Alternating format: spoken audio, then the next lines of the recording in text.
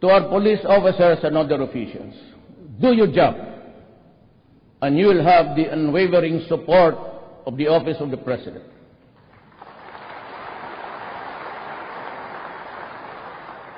I will be with you all the way.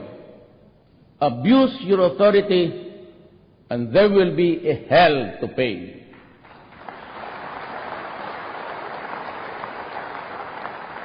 For you will have become worse than criminality itself. I order the National Police Commission to hasten the conduct of investigation and adjudication of administrative cases against police officers involved in criminal activity and illegal activities, and prescribe policies on lifestyle checks for PNP members. Excellencies, the government adopts a holistic and balanced approach to address the problems of criminality and illegal drugs. In addition to the strengthening of law enforcement and judicial mechanisms, the government also encourages private sector participation to ensure more effective and sustainable rehabilitation and reintegration programs for the surrendering drugs. Again, this is rarely shown in the Western media, and allow us to hear directly from our President the policy on rehabilitation and reintegration. We will create an interagency committee on illegal drugs that will integrate efforts and strengthen the partnerships of all stakeholders. The reservists will be mobilized for information campaign against drug use and dissemination of information regarding drug rehabilitation program being offered by the government. Let us also strengthen our ROTC program to instill love of country and good citizenship. We will also prioritize the rehabilitation of drug users. We will increase the number of residential treatment and rehabilitation facilities in all regions of the country. The armed forces of the Philippines will facilitate the preparation for the use of military camps and facilities for drug rehabilitation.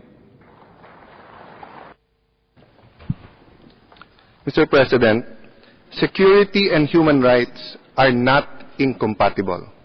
Let me repeat, security and human rights are not incompatible. In fact, without human security, humans are vulnerable to all kinds of abuses. Human rights is not only about making people feel safe, but it is actually about making people safe.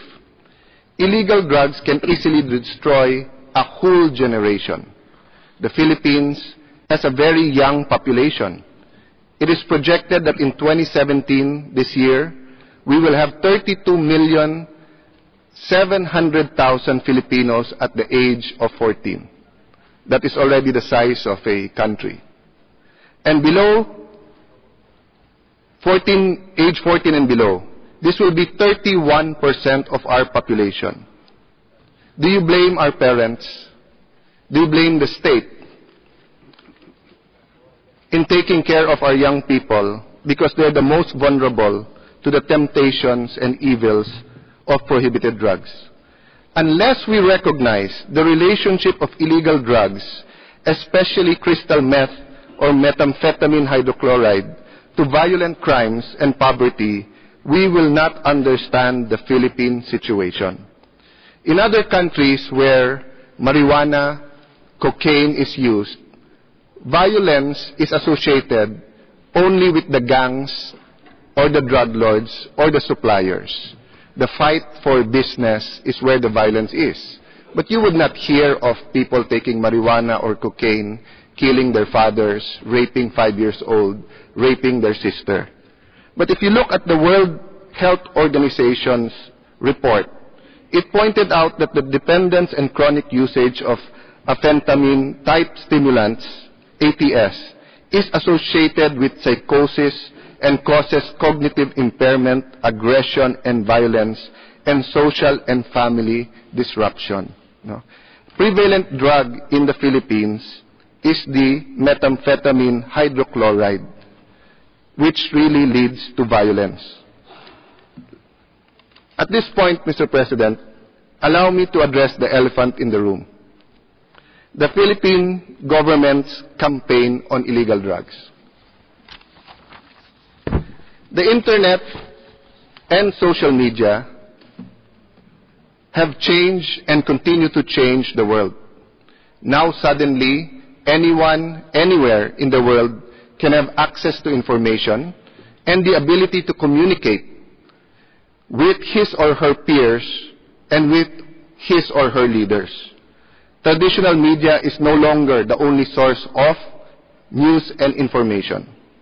Allow me to take this opportunity to present to you true facts and real numbers instead of alternative facts, which unfortunately have been spread by the critics of the Duterte administration, widely quoted by some Philippine media outlets, then used and accepted and repeated by the Western media. First, killing in the Philippines, and for your reference, Your Excellencies, we're providing a slide. Killings in the Philippines in the previous administration, 2009 to 2015, 2010 to 2015, varied from a low of 11,000 to a high of 16,000 per year. Let me repeat, 11 to 16,000 people were killed between 2009 to 2015 per year. Why wasn't this reported? Why is there no apples-to-apples comparison between the figures of the past administration and the present administration? Because some of the critics of the Duterte administration, including our very own Commission on Human Rights, a senator critic, and some local media, changed the definition of extrajudicial killings, therefore deceiving the public and foreign media into believing that there is a sudden wave of state-sponsored extrajudicial killings in the Philippines. This is absolutely not true. One, there is no state-sponsored killings in the Philippines. Two, there is no sudden wave of killings. We are not asking you to take our word for it. We are asking you not to take the words of the critics either. We are asking you, through the mechanisms of this Honorable Council, to interview our people, to go to our communities, to visit the Philippines, and to see for yourself the truth, the real numbers, which one are real news and which one are fake news. Administrative Order Number 35, signed by then President Benigno Aquino III, defined extrajudicial killings as the killing of members or advocates of cause-oriented organizations like labor leaders, activists in the environment, media practitioners and activists, resulting in a very low number of supposed EJKs in the past administration. However, for the current administration, a different definition is being used. Suddenly, extrajudicial killing now refers to any death outside those caused by natural causes, accidents, or those ordered by courts. And we do not have a death penalty, so none are ordered by courts. Make no mistake, ladies and gentlemen, Your Excellencies, one death or any death or killing is one too much. However, there is a deliberate attempt to include all homicides as EJKs or killings related to the campaign against criminality and illegal drugs, and that these are state-sponsored, which is absolutely not true. Look at the numbers, Your Excellency. On the second slide, 1.266 million pushers and users have surrendered voluntarily. They are being rehabilitated and given a second chance. Again, in reports of the Philippine anti-illegal drug campaign, this is never emphasized. In fact, rarely shown or included. Third, in the 6-year period prior to the Duterte administration, the prior administration took made 93,197 drug operations, or conducted that number of drug operations. Now barely 10 months into the Duterte administration, a total of 53,503 anti-illegal drug operations have been conducted. The reality is the numbers are a product of more police operations. Fourth, 64,917 drug personalities have been arrested, are being accorded due process, are undergoing the legal processes under the Philippine Constitution and our statutes. Again, Your Excellencies, they were arrested, not killed. Next slide. The real number for homicide cases is 9,432, well within the 11,000 to 16,000 average in past administration. There is no new wave of killings in the Philippines, just a political tactic of changing definitions. Of course, any death is too much, so we have to lower the cases of homicide, and we can only do that by fighting crimes and illegal drugs and protecting our citizens. 2,692 deaths resulting from presumed legitimate law enforcement operations. Why are there more deaths due to police operations? Because law enforcers are now conducting operations every day. And the ratio of those who surrender and those who violently resist is consistent. Therefore, more operations lead to more arrests, more surrenderies, and very unfortunately, more who resist violently, thus resulting in more deaths. Why presumed legitimate law enforcement operation? Because any death resulting from a law enforcement operation is presumed legitimate under Philippine law, although it is automatically subject to investigation by the PNP, by the Philippine National Police, and by the National Police Commission. Some have been giving warnings of a possible strongman rule. Yet these critics conveniently forget to mention that the Duterte administration has increased, almost doubled, the budget of its most outspoken critic, the Commission of Human Rights. From 439 million pesos, or approximately $8 million in 2016, they now have a 724 million peso budget, or $14 million budget this year. The President has institutionalized the freedom of information through an executive order, which no other Philippine president has done, and put up a direct line, dial 8888, to the office of the President, where citizens may complain of abuses by any government official or employee. Sounds like a very democratic government to me. We would like to reiterate paragraphs 164 and 165 of the Philippine Report, Your Excellencies. To date, the government of the Philippines is in the process of drafting its Philippine Human Rights Action Plan for the next 5 years. As our Philippine President expressed during his first State of the Nation address in July 2016, there can never be real, tangible, and felt development without making our people feel safe. Again, there can never be real, tangible, and felt development without making our people feel secure. The Philippines shall implement a right-based approach to the development and governance. As the government of the Philippines improves our people's welfare, human rights must work to uplift human dignity.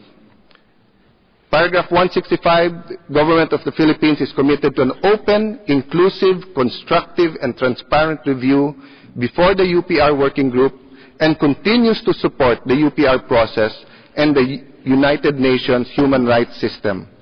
Government of the Philippines will engage relevant stakeholders in deciding which recommendations to accept, therefore ensuring a successful implementation against the backdrop of present national challenges the Philippine government is facing. Again, the UPR of the UN Human Rights Council is a unique and effective process and mechanism. One of the reasons it is very effective is the success of the United Nations Human Rights Council in insulating the UPR process from being politicized. However, the UPR is not the only mechanism of the UN that deals with human rights. The system of sending special rapporteurs has oftentimes been effective, but sometimes this can create more harm than good, especially when human rights is politicized. Dialogue is effective when there is mutual trust and respect, and the aim is constructive engagement. As a general rule, engagement cannot be adversarial. Please take a look at the statements of tweets of this special rapporteur. Can you put the slide on? Well, Your Excellencies, if you were Filipino and you read these slides, would you think that the rapporteur is impartial, is factual, is fair? I already read the WHO description of the types of drugs that is used in the Philippines. Yet, this rapporteur, in a speech in the Philippines, cited one doctor saying there's no evidence shabu leads to violence or causes brain damage. She may have good intentions, but she caused a wave in the Philippines now of parents, brothers, sisters, OFWs, who have drug dependence in their family, who have been violent against them, and now they're saying, why is this person who is an official of the UN telling us that there is no evidence that it is associated with violence? There is a generally accepted principle in law that those who come to court must come with clean hands. Therefore, it is essential that rapporteurs are not only factual, fair, and just, but they must also appear to be factual, fair, and just.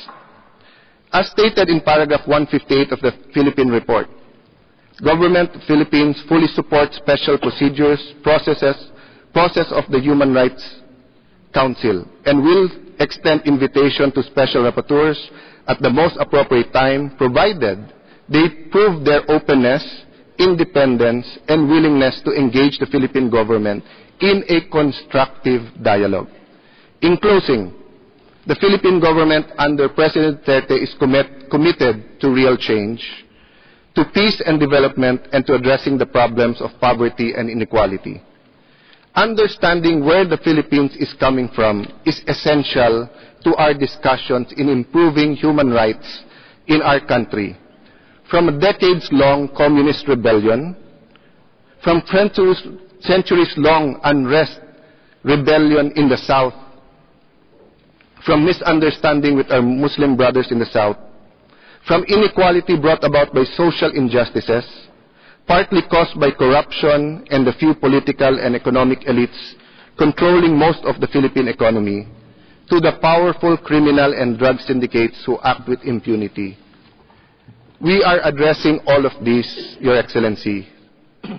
Peace talks, reforms to make our system of taxation more progressive, and our economy more inclusive are all underway, while we struggle at the same time to address the problems of drugs, crimes, and corruption. But there are other challenges to human rights like terrorism. Terrorism is a national and regional threat. It is an international threat. As the world has painfully learned, terrorism has no boundaries and has no notion of human rights. President Duterte and his administration are exerting all efforts to address this threat and to bridge the difference across our region so that regional peace, stability, and sustainable development can cease being a dream and start being a reality. At this point, Your Excellencies, allow the Philippine delegation to thank from the bottom of our heart our ASEAN brothers and sisters and the many ASEAN partners who are working with us for a drug-free, terrorism-free region and for a region of peace, stability, and sustainable development. We need everyone's help to make this a better world. We are committed to change. We are committed to the rule of law. We are committed to upholding human rights. God bless us with world peace, prosperity, stability, and sustainable development. Thank you, Your Excellency. Thank you, Senator Cayetano.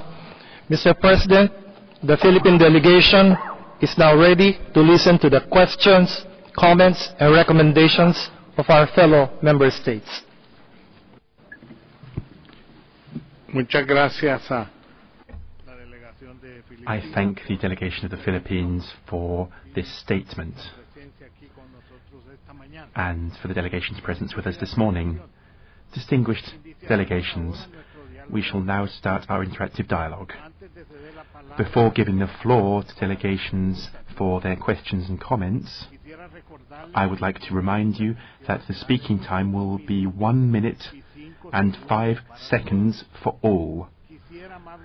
I would like to kindly invite all speakers to respect the established time limit in order to accommodate all inscribed speakers, as I would, of course, prefer to avoid having to interrupt interventions. Please also be mindful that your statement will be interpreted. You are therefore kindly invited to deliver your statement at a reasonable pace. In view of the importance of the central theme of human rights in their statements, and with that in mind, I would with pleasure like to give the floor to the delegation of Vietnam. Vietnam, please. President, Vietnam warmly welcomes the delegation of the Philippines and highly appreciates the quality of its national reports. We commend the Philippines' efforts to ensure a safe and secure environment for the full enjoyment of human rights of its people. We are also encouraged by the Philippines' progress in the promotion and protection of human rights since its second UPR review, especially in the fields of access to quality education for all and the rights of vulnerable groups. We applaud the Philippines' valuable contribution in international and regional cooperation in the field of human rights. We therefore making the following recommendations. First, ensure adequate resource for poverty alleviation programs in line with the commitments to pursue inclusive growth. Second, continue to engage bilateral, regional and multilateral partners towards better protection of rights and welfare of the migrants and their family. Third, continue to allocate the highest budgetary priority to public education. We wishes the Philippines a successful review. We thank you, Mr. President. Yemen tiene el uso de la palabra. I recognize Yemen. Thank you, Mr. President. We would like to welcome the delegation of the Philippines and thank them for the highly valuable report where the efforts of the Philippine deployed by the Philippines have been reviewed in the area of human rights. We have taken due consideration on the progress made by the government in the various areas for the protection and promotion of human rights. The government acceded to the option OPCAT and developed programs for training police officers to take into consideration the standards of human rights in their activities, in addition to exerting more efforts to realize development and poverty alleviation. We highly value the attention provided by the government of the Philippines in the area of human rights, especially eradication of poverty and discrimination against women. We wish them best of luck. Thank you. La delegación de Zambia tiene el uso de la palabra. Zambia has the floor. Thank you, Mr. President. Zambia welcomed the delegation of Philippines to the third UPR cycle. We applaud the effort she has taken to promote and protect human rights. We commend the Philippines for having accepted a good number of recommendations during the first and second cycles. However, we note with disappointment that she has not implemented most of these recommendations. Our recommendations: number one, to make an effort aimed at implementing all the accepted recommendations, to ensure human rights standards are observed in the current government's conduct of its campaigns against illegal drugs. Number three, to thoroughly investigate all deaths both involving state security forces for alleged killing suspects in self-defense and those perpetrated by unknown assassins. We finally wish the delegation of Philippines success in the UPR process. I thank you, Mr. President. Argelia tiene el uso de la palabra. I recognize Algeria. Mr. President, we would like to warmly welcome the delegation of the Republic of the Philippines and thank them for the presentation of their third country report. We welcome the efforts made by the Philippines to promote and protect human rights in that country, including through the adoption of the 2017-2022 Development Plan and various programs aimed at improving the standard of living of the population, particularly children and women from poor families. Mr. President, we would like to make the following recommendations to the Philippines: to strengthen measures to protect children against violence of all types and all types of sexual exploitation, to continue efforts to confront the effects of climate change on the population. We wish every success to the Philippines in their third UPR. Thank you, Mr. President. Angola tiene el uso de la palabra. I recognize Angola. Mr. President, Angola would like to welcome the delegation of the Philippines and welcomes the presentation of their report under the third UPR cycle. We note the progress made by the Philippines in the area of protection of children, reflected in the adoption of various laws to fulfill the state's obligations under the Convention on the Rights of the Child. However, Mr. President, we would like to make the following recommendations. 1. Ratification of the International Convention on the protection of all persons against forced disappearances. 2. The effective implementation of the law against torture, in particular cruel, inhuman, or degrading treatment or punishment on drug traffickers. And 3. The integration of indigenous and Muslim women in all areas of political and public life. We would like to conclude by wishing every success to the delegation of the Philippines in their UPR. Thank you. Argentina has the floor. Thank you, President. We welcome the delegation of the Philippines and thank it for the report. Argentina commends the Philippines on the adoption of the Development Plan 2017-2022. Argentina has paid particular attention to the section on women's rights. As such, we recommend that the authorities take urgent measures to amend legislation providing for the primacy of the husband's decision over that of the wife with regard to common property, the exercise of parental authority and custody of children. Lastly, our country has noted the section of the National Report on Redress for Victims. With this in mind, we recommend that the Philippines further pursue measures to guarantee the fight against impunity, thereby guaranteeing all victims of violations of human rights, compensation and appropriate mechanisms to be established for their recovery. I thank you. Australia has the floor, says the President. President, Australia understands the challenges faced by the Philippines in tackling illicit drug use. However, Australia is deeply concerned about ongoing reports of extrajudicial killings associated with the so-called war on drugs, noting credible allegations of involvement by elements of the Philippine National Police. Australia recommends that the Philippine government thoroughly investigate alleged extrajudicial killings and ensure accountability. Australia also recommends that the Philippines provide adequate resourcing to the Commission on Human Rights and allow it to investigate alleged extrajudicial killings. Consistent with the Philippines' obligation as a state party to the second optional protocol of the ICCPR, the Philippines not reintroduce the death penalty, and Australia recommends that the Philippines consolidate its recent progress through implementation of comprehensive anti-discrimination legislation covering sex and sexual orientation, gender identity and intersex status. Thank you, Mr. President. Austria has the floor. Thank you, Mr. President. Austria welcomes the delegation of the Philippines to the UPR and thanks them for the presentation. We would like to offer the following recommendations: to effectively fight impunity by investigation of all cases of extrajudicial killings and enforced disappearances committed by the police, the armed forces or non-state actors, and to bring all perpetrators to justice, 2, to take all necessary measures to prevent torture and other cruel, inhuman, or degrading treatment in detention facilities, including through the provision of legal safeguards for detainees, effective investigations into allegations of torture, and the prosecution and sentencing of perpetrators.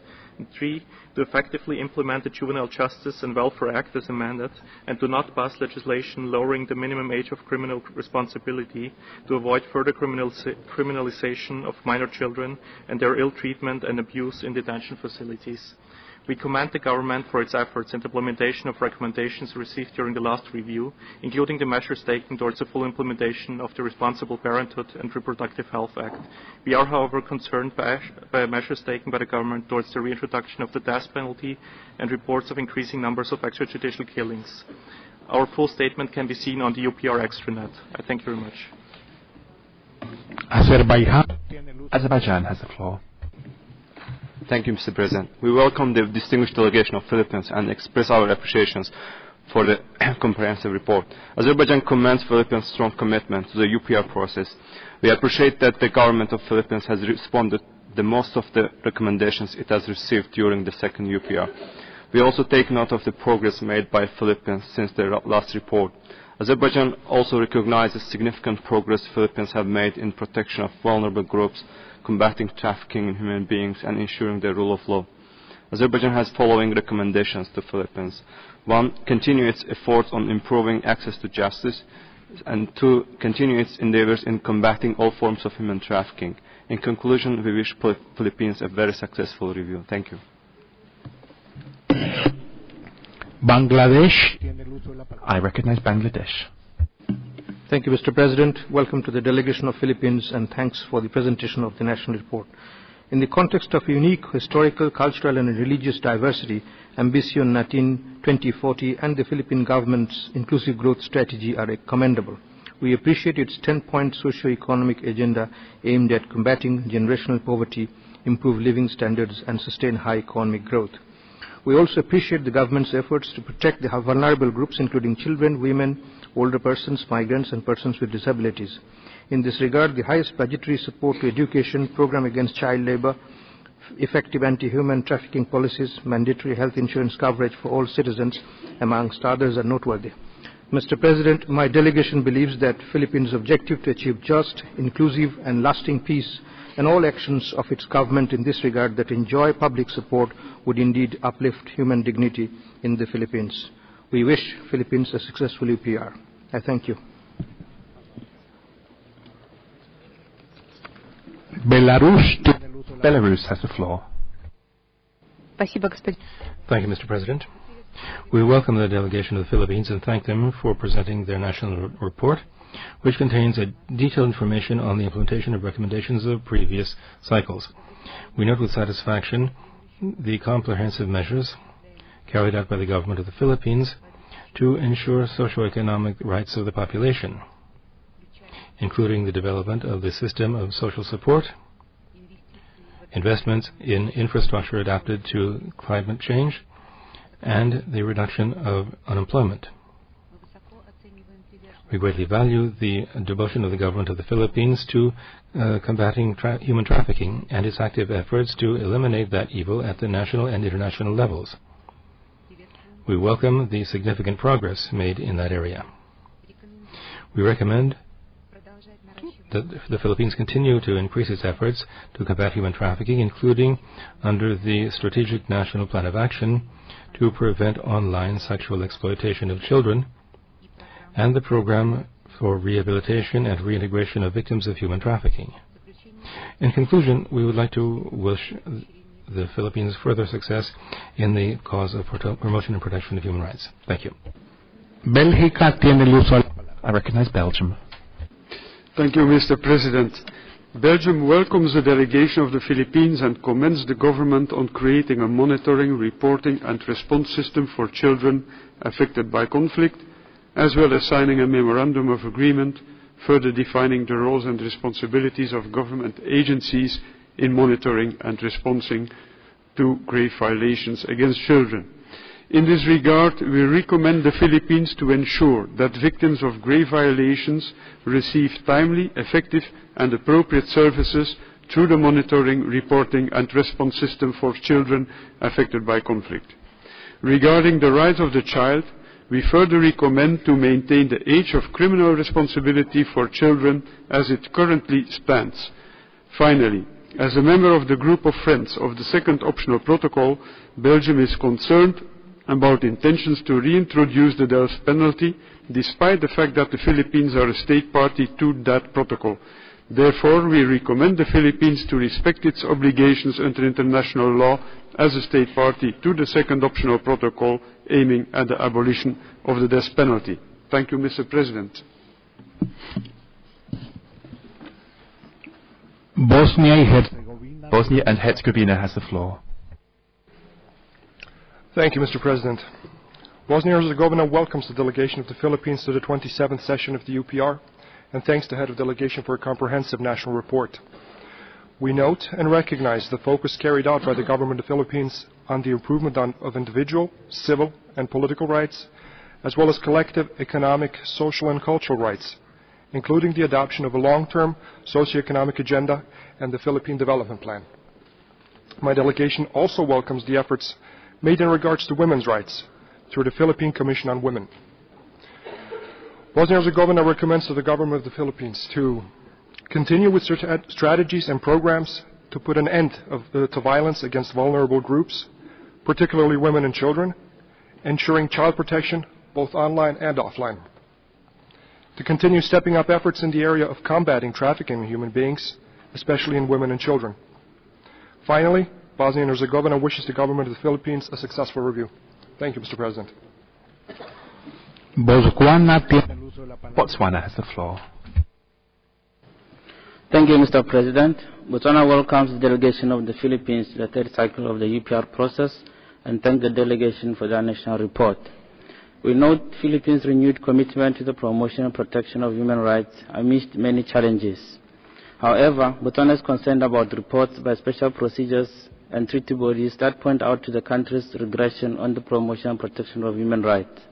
Reports of extrajudicial killings, enforced disappearances, and heightened campaigns against those involved in illegal drugs-related activities resulting in deaths by the police and other unknown individuals. Botswana makes the following two recommendations. Take all necessary measures to promote the enjoyment of freedom of expression and of religion and civil liberties. 2. Undertake criminal justice reforms in line with international standards to ensure prompt investigations and trials for alleged perpetrators of human rights and human trafficking, extrajudicial killings, and sexual violence against women and children. I thank you, Mr. President. I give the floor to Brazil. Gracias, señor presidente. Brazil welcomes the delegation of the Philippines to this UPR, thanks for its presentation, and recommends that the country, 1. Ensure effective implementation and monitoring of the Responsible Parenthood and Reproductive Health Act, in line with international obligations regarding sexual and reproductive health and rights, by increasing access to modern contraceptives, and 2. Maintain its binding commitment to the second optional protocol to the ICCPR, thereby repealing legal propositions aiming at restoring the death penalty. We welcome efforts implemented by local governments to forbid discrimination based on sexual orientation and gender identity. Finally, we would also take this opportunity to express our concern about the use of force by state agents and the alleged number of enforced disappearance and extrajudicial killings. Thank you. Brunei Darussalam. I recognize Brunei Darussalam. Mr. President, Brunei Darussalam extends its warm wishes to the delegation of Philippines.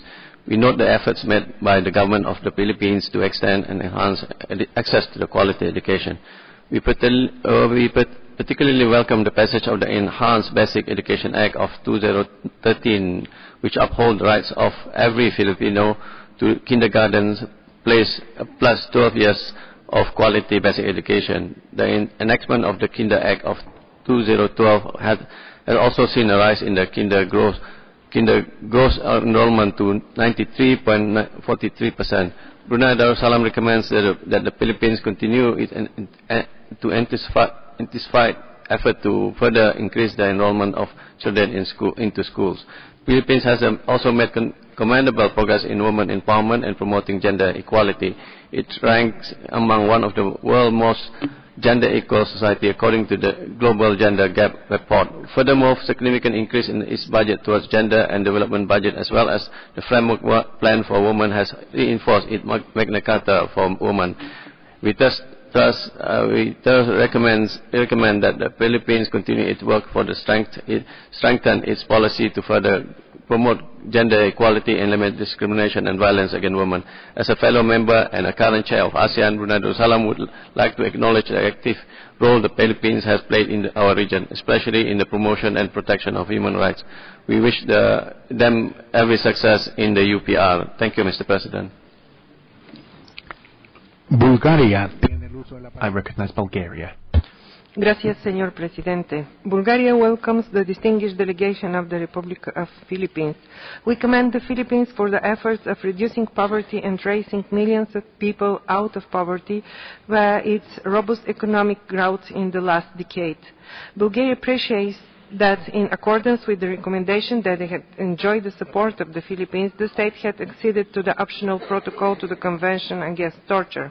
At the same time, we share the concern of the United Nations country team about the means adopted in the government's anti-drug campaign, which had led to alleged drug users and pushers being killed.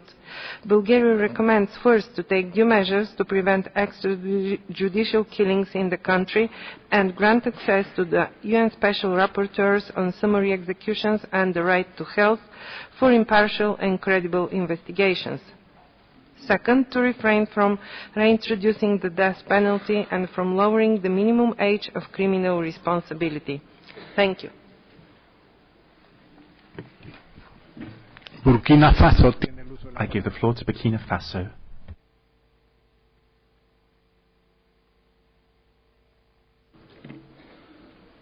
Burkina Faso.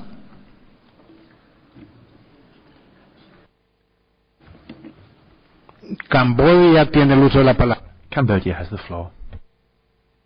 Thank you, Mr. President. Cambodia warmly welcomes the delegation of the Philippines, and we appreciate the comprehensive national report presented.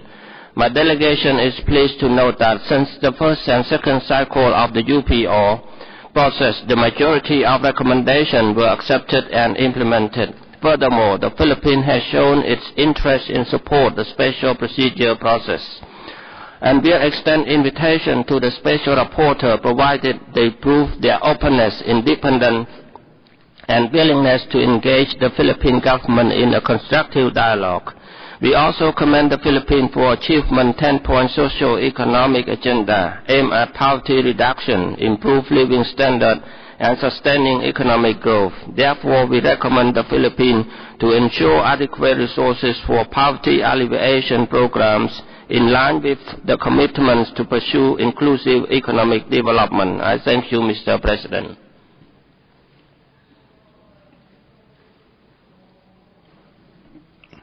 Canadá tiene el uso de la palabra. Canada has the floor.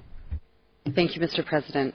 Canada thanks the Philippines for its presentation and welcomes the passage of the Reproductive Health Act and the Anti-Enforced or Involuntary Disappearance Act. We encourage their full and immediate implementation. Canada would like to make the following 4 recommendations. 1.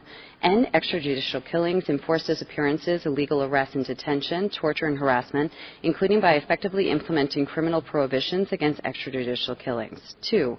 Adopt measures to prevent, eliminate, and end impunity for all forms of sexual violence, including by improving the investigation and prosecution of sexual offenses, and ensuring that penalties are applied consistently. 3. Strengthen the protection of children's rights, including by maintaining a minimal age of 15 years for criminal liability and raising the age of sexual consent to 16 years old. And 4. Refrain from reintroducing the death penalty. As recommended in the Philippines' 2012 UPR, Canada urges the government to dismantle and disarm paramilitary groups. Canada also urges the government to stop the militarization of ancestral lands of Indigenous peoples, improve their access to health and social services, and reform the criminal justice system to address the pervading climate of impunity. I thank you.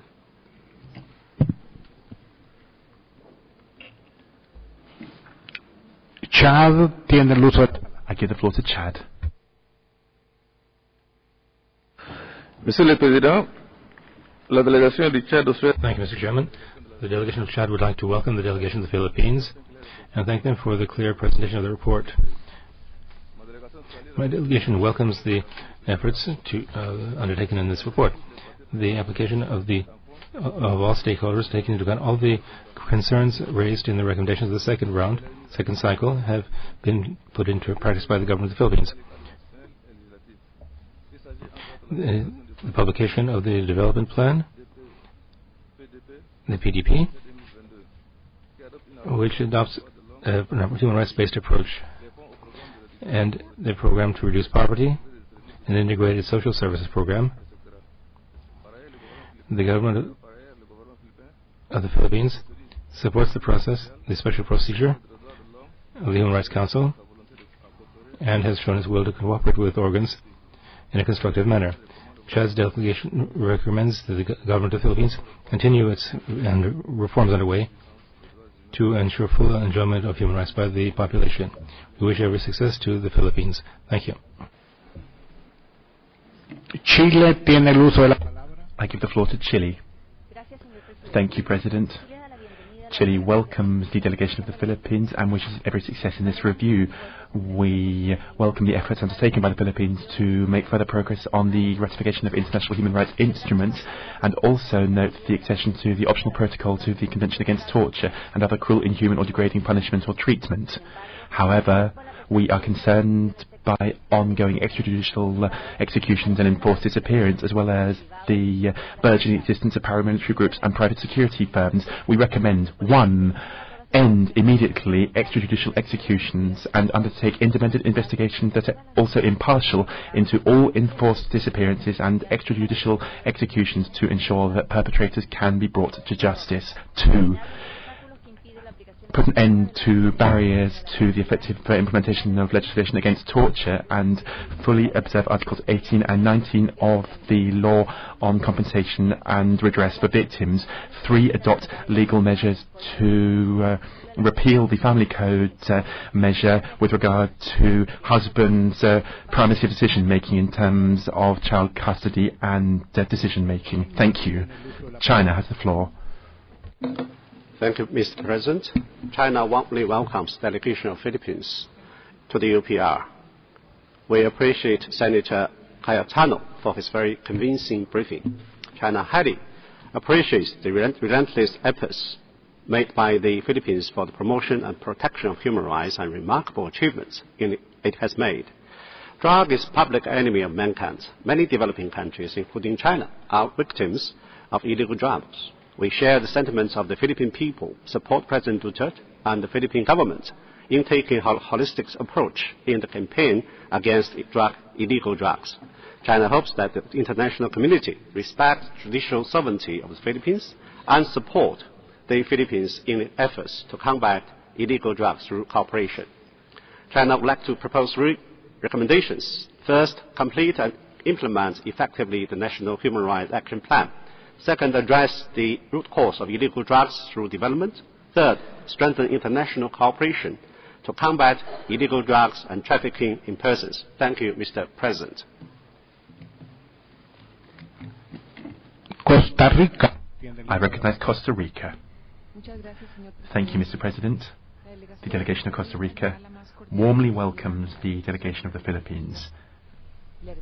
We thank the delegation for the presentation of its third national report and acknowledge the progress achieved by the country over the period between reviews when it comes to the protection and promotion of human rights. My delegation is concerned by the approach taken by the anti-drugs campaign and the perpetration of extrajudicial executions, enforced disappearance and instances of torture. We make the following recommendations. 1. Take steps to curb extrajudicial executions, enforced disappearance and unlawful arrests, as well as acts of torture, whether committed by the police, security groups or paramilitary groups, and to investigate the acts committed and shut down groups established outside the law. to adopt measures to strengthen the administration of justice and the Philippine National Human Rights Commission to combat organised crime and strengthen the Human Rights Commission. Thank you, President. I recognise Croatia. Thank you, Mr. President. We thank the delegation of the Philippines for the presentation of their report. Croatia welcomes the steps taken by the government regarding the implementation of the recommendations from the second UPR cycle, including their accession to the optional protocol to the Convention Against Torture and other cruel, inhuman or degrading treatment or punishment.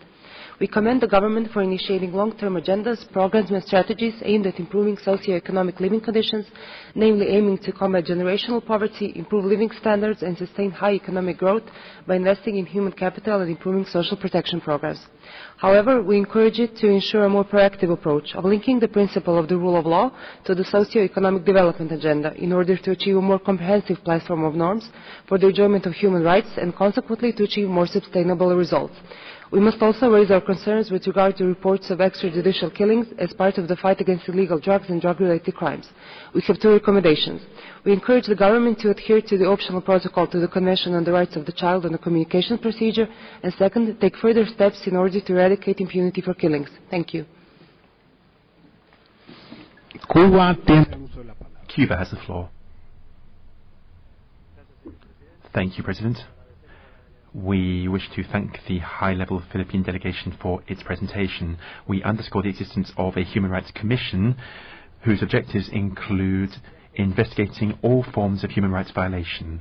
At the same time, we note programs underway for the promotion of human rights, which are contributing to providing information and education to the population on this topic. We also take note of the work of the Women's Commission, whose objectives include increasing the number of women in governmental posts and the promotion of a broad culture of non-discrimination against women. We recommend to the Philippines to continue working with bilateral partners as well as at the regional and international level to address human trafficking. Secondly, ensure that laws, policies and programs to protect human rights of women, older persons and persons with disabilities as well as indigenous peoples can effectively be implemented. We wish Philippines every success in its review. I thank you. República Checa tiene The Czech Republic has the floor. Thank you, Mr. President. The Czech Republic welcomes the delegation of Philippines. We appreciate the national report and the delegation's presentation today. We acknowledge Philippines' efforts and accomplishments in closing the gender gap. We make the following recommendations. First, to undertake a prompt and independent investigation into extrajudicial killings related to the fight against illegal drugs and ensure accountability for perpetrators, as well as justice remedy and reparations for victims and their families. Second, to reject any incitement to violence in the context of the state-sponsored campaign against illegal drugs and hold perpetrators of such incitement accountable. Third, to maintain the abolition of the death penalty in line with its obligation under the second optional protocol to the ICCPR. And finally, to reject any plans for lowering the minimum age of criminal responsibility. I thank you. Dinamarca tiene I give the floor to Denmark. Thank you, Mr. President. Denmark warmly welcomes the Philippines delegation. Denmark welcomes President Duterte's clearly stated commitment to human rights and warnings against any abuse of authority. At the same time, we are concerned that some recent initiatives to combat crime, including as part of the war on drugs, risks leading to impunity and violation of human rights. Denmark notes with serious concern the high number of attacks on human rights defenders. Protection of civil society is of critical importance for the protection of human rights and democratic dialogue. A national law against enforced disappearances is already in effect. Denmark recommends that the Philippines combat crimes committed against human rights defenders through prompt, impartial and transparent investigation hereof. Denmark welcomes the positive steps taken by the Philippines to narrow the gender gap. Access to contraceptives have notable impacts on women's health, education, work and standard of living. Denmark recommends that the government of the Philippines ensures full and equal access to modern contraceptives, including in rural and indigenous communities. I thank you.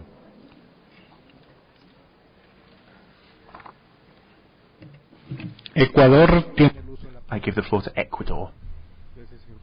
Thank you, President. We welcome the delegation of the Philippines. We are grateful to them for their report and welcome the actions taken to protect migrant workers through the publication of a joint operations handbook to provide assistance to migrant workers and other Filipinos abroad, as well as the commitment to protecting the environment through the implementation of the National Greening Programme, as well as the Clean Air Act and the Philippine Green Jobs Act. Ecuador wishes to make the following recommendations. 1. Strengthen labour and economic policy for persons with disabilities. 2. Continue fighting poverty with a focus in these activities on respect for and upholding of human rights. I thank you. I recognise Egypt.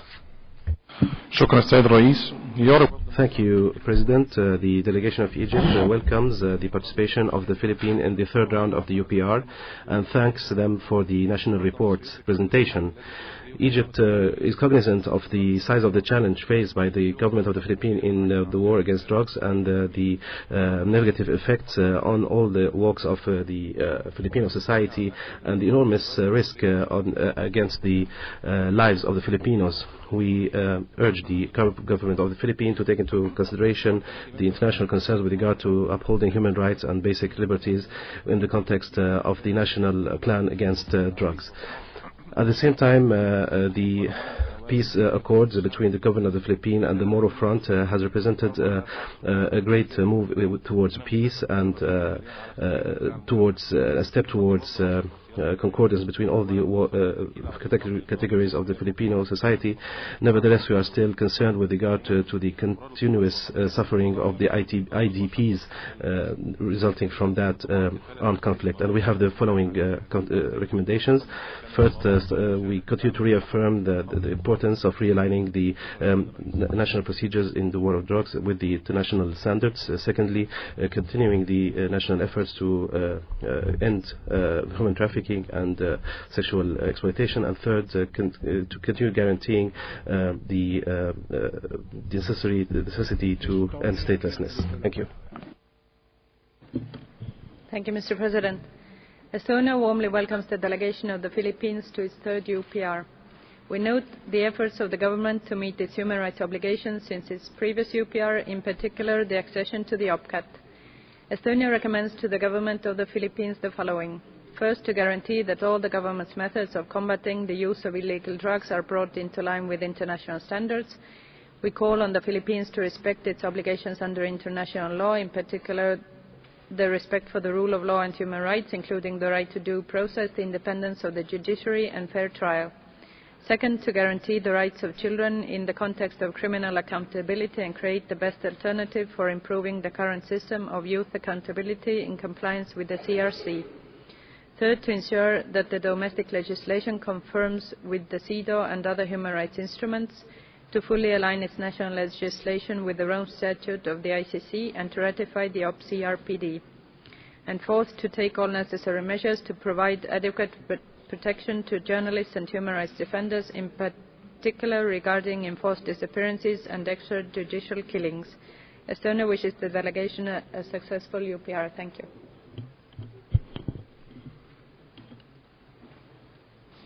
Francia tiene el uso de la palabra. France has the floor. Merci, Monsieur le Président. Thank you, Mr. President. I would like to thank the delegation of the Philippines for their presentation. If it is legitimate that combating drugs is a priority, it must respect human rights. France is concerned at the proliferation of extrajudicial executions, and we would like to ask the Philippines on national mechanisms of surveillance in this area. France addresses to the Philippines the following recommendations. To abandon or reintroducing the death penalty, which would be contrary to the country's obligations, and to strengthen the legal framework and the means of the legal system, judicial system, to guarantee independent justice, to immediately ratify the International Convention on the Protection of All Persons Against Forced Disappearances, to accept without prior conditions the request to visit of the Special Rapporteur of the UN on extrajudicial summary extraditions and cooperate fully with her, to take immediate measures to put an end to extrajudicial summary and arbitrary executions and to condemn the authors of those crimes, to guarantee medical care of persons suffering from drug addiction, and abandon any plan to reduce the image of criminal majority, which would result in children being tried as adults without giving them the means to become responsible citizens. Thank you. Gabon tiene luz. I give the floor to Gabon.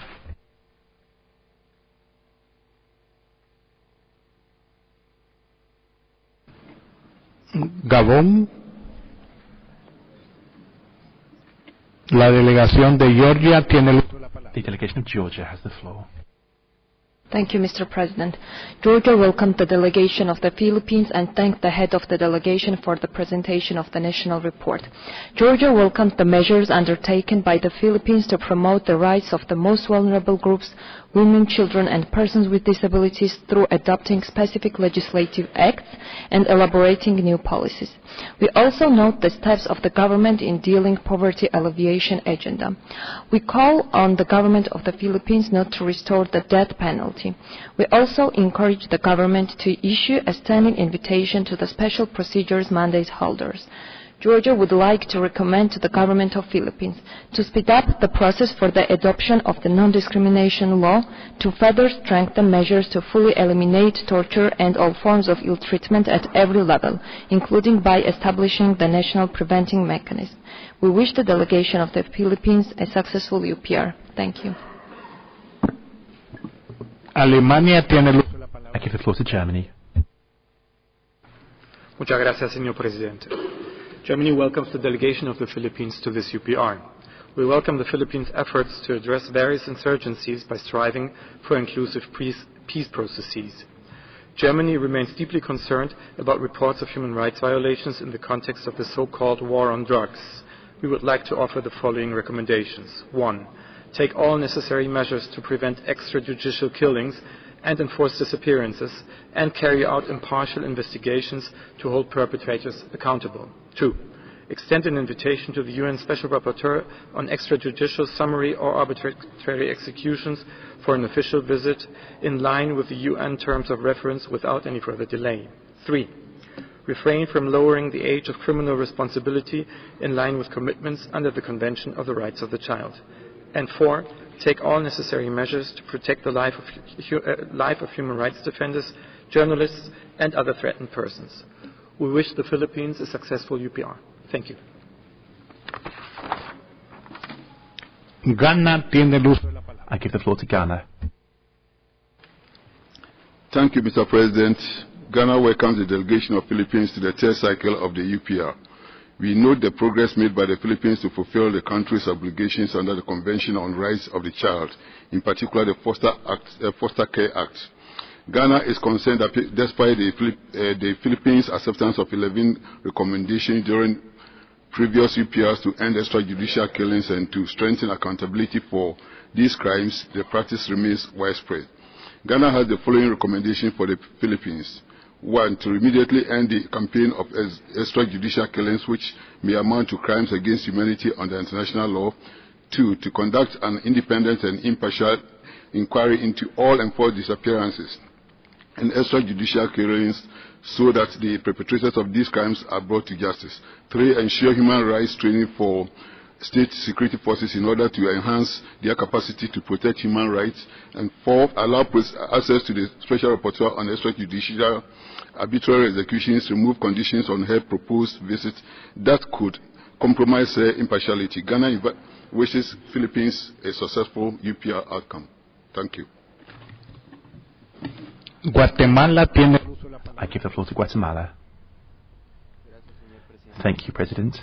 We welcome the distinguished delegation of the Philippines. We are grateful for the national report. We recommend the swift ratification of the optional protocol to the Convention on the Rights of Persons with Disability and the Indigenous and Tribal Peoples Convention 1989 number 169 of the International Labour Organization. At the same time, we recommend that the Philippines ratify and adapt its national legislation in line with the Arms Trade Treaty. We recognise the significance of Philippines' accession to the optional protocol to the Convention Against Torture and recommend that it swiftly enact a law to establish an effective mechanism for a national prevention mechanism against torture. We are additionally concerned by reports indicating that the government's anti-drugs campaign has led to persecution and killing of consumers and small-scale drugs pushers. We believe that there should be an end to all extrajudicial executions and incitement to commit such acts. As such, we recommend that any methods to combat unlawful drug use be in line with international standards, including human rights standards. I thank you. Haiti has the floor. Thank you, Mr. President. The delegation of Haiti welcomes the delegation of the Philippines on the third UPR. We welcome the success of the economic programs of the Philippines and would like to make 4 recommendations. First, to consider the National Plan of Action for Climate Change 2011 to 2028 with a view to taking up the challenges of its implementation in consultation with all stakeholders. 2, respect the right to life and maintain the abolition of the death penalty. 3, take necessary steps to combat drug trafficking while making sure that the methods to achieve that are consistent with international standards. 4, to re-examine the law on mines of 1995 with a view to strengthening its provisions in the area of the environment and practices of sustainable development, which would make it possible for the mining industry to become one of the main contributors to the country's wealth. Thank you. The Holy See has the floor. Thank you, Mr. President. The Holy See welcomes the delegation of the Philippines. During the presentation of its national report, the delegation recognizes the many positive steps that the Philippines have taken towards the elimination of trafficking in persons. However, there remain troubling reports of trafficking of Filipino men and women and children for labor exploitations. The perpetration of extrajudicial killings and enforced disappearances is also deeply troubling. The delegation wishes to present the following recommendation: to increase efforts aimed at combating trafficking in persons and all forms of exploitation of children by inter alia taking the necessary measures to prevent impunity for perpetrators, to maintain the protection of the right of life from conception to natural death, to sustain and promote a family based on marriage between a man and a woman and the natural and fundamental unity of society, to continue to enhance laws and policies of access to education for the most disadvantaged learners, as done through the Alternative Learning System program. Thank you, Mr. President. Honduras has the floor. Thank you, Mr. President. Honduras welcomes the delegation of the Philippines and thanks it for the presentation of its report under the UPR. Of note is progress in social inclusion, with greater involvement of women in all decision-making processes, as well as improvements made to youth vocational education. Honduras considers that these are essential elements in achieving the Sustainable Development Goals. However, we recommend the adoption of a comprehensive law to combat discrimination, consistent with social inclusion programs, the elimination of discriminatory gender-based stereotypes, and further work on measures to allow women effective access to the justice system. I thank you. Hungary has the floor. Hungary welcomes the Philippine delegation. Since President Duterte took office in June 2016 and announced a campaign targeting those allegedly involved in illegal drug-related activities, over 7,000 people have been killed by the police and by unknown individuals. Hungary is also concerned by the threats facing human rights defenders in the country. We welcome that in the last UPR, the Philippines accepted a number of recommendations on ending and preventing torture. However, in our view, the implementation of the Anti-Torture Act of 2009 could be more effective. Hungary wishes to make the following recommendations to the Philippines. Take all necessary steps to ensure prompt, impartial and transparent investigations into alleged unlawful killings and other abuses during anti-drug operations. Permit the requested visit of the UN Special Rapporteur on extrajudicial executions. Guarantee the establishment of a safe and enabling environment for the work of human rights defenders, specifically through the adoption of a law for the protection and recognition of human rights defenders. Investigate and fairly prosecute those implicated for engaging in torture or other forms of mistreatment. Thank you, Mr. President. Islandia tiene... Iceland has the floor. Iceland welcomes the delegation of the Philippines and thanks them for the report today. The high rate of killings that followed the election of President Duterte appear to violate basic democratic safeguards that have been established to uphold justice and the rule of law. We are alarmed by allegations of enforced disappearances, torture, and other ill treatment by police officers during arrest and detention. Rhetoric matters, and the dangerous rhetoric coming from the highest level of government has fostered an environment of impunity. This is both dangerous and wrong. My delegation echoes the calls of the High Commissioner for an independent and credible investigation into all killings. We make the following recommendations. Immediately stop all unlawful killings and incitement to carry out killings in the name of the anti-drug campaign. Publicly denounce extrajudicial killings and other abuses in the anti-drug campaign. Ensure a credible, independent investigation with international involvement into unlawful killings and prosecute persons implicated in such unlawful killings, including government officials and their affiliates. Thank you.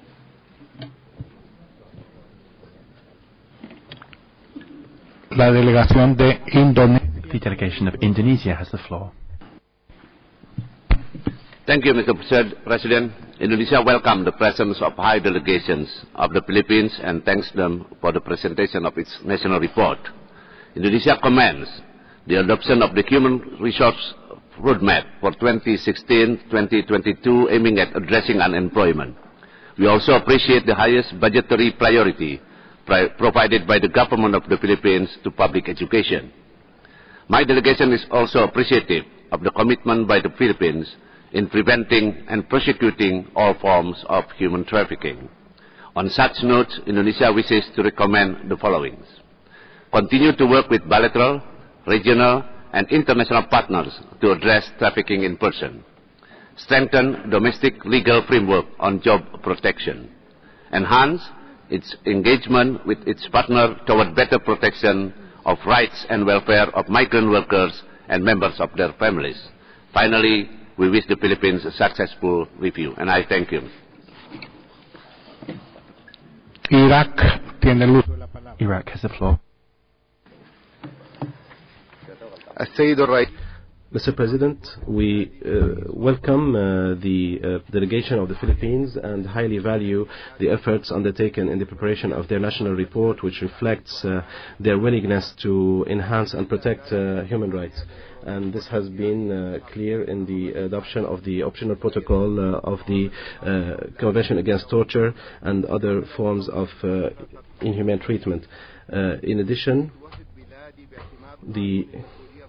my delegation highly values the adoption of the contraceptive measures and the Reproductive Rights Act, and also in helping those who are concerned in the recovery in the context of the combating of illegal drugs. And we would like to recommend the following: continuing the efforts to limit human trafficking. Secondly, joining the convention to protect all those who are concerned with the forced disappearance. And thank you, Mr. Chairman. Ireland has the floor. Thank you, Mr. President. Ireland welcomes and thanks the delegation of the Philippines for its presentation.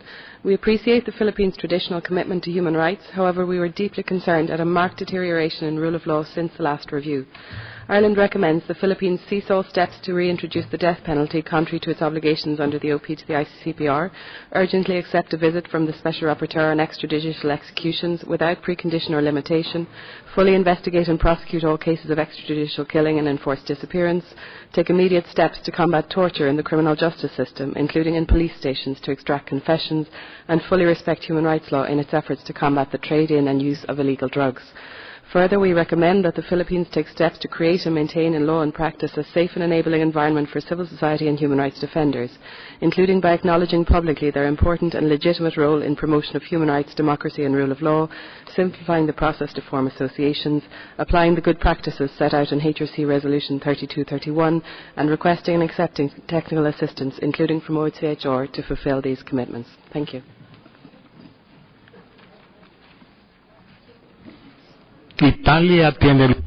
Italy has the floor. Thank you, Mr. President. We welcome the distinguished delegation of the Philippines and thank them for their national report and presentation. Italy welcomes and encourages further efforts in the field of human rights. Italy recommends the Philippines to refrain from introducing the death penalty in the national legal system, also in respect of international obligations. Protect and guarantee right to life and to a fair trial, also in the context of the campaign against drug trafficking. Taking all necessary steps to guarantee a proportionate use of force by the security forces. Take measures in order to fully guarantee rights of children, in particular with reference to treatment to juveniles in the judicial system, and to prevent and combat the involvement of children in armed conflicts, their trafficking and their exploitation in the prostitution and pornography industry. Thank you.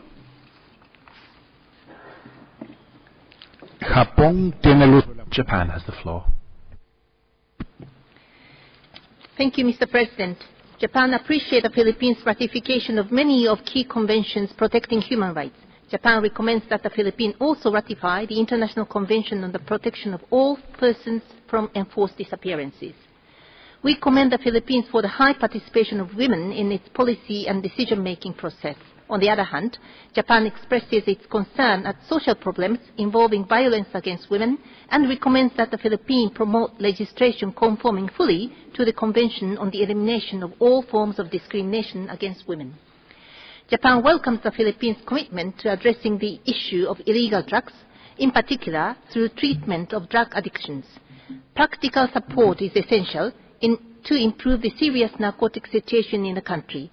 Japan will provide the Philippines with support for the development of drug treatment facilities and the formulation of treatment programs. Japan expects the Philippines to ensure the accountability in its anti-drug campaign. I thank you, Mr. President.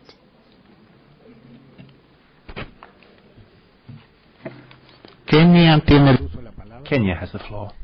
Thank you, Mr. President. Kenya warmly welcomes the distinguished delegation of Philippines and thanks them for their national informative report. Kenya recommends to the Philippines the following.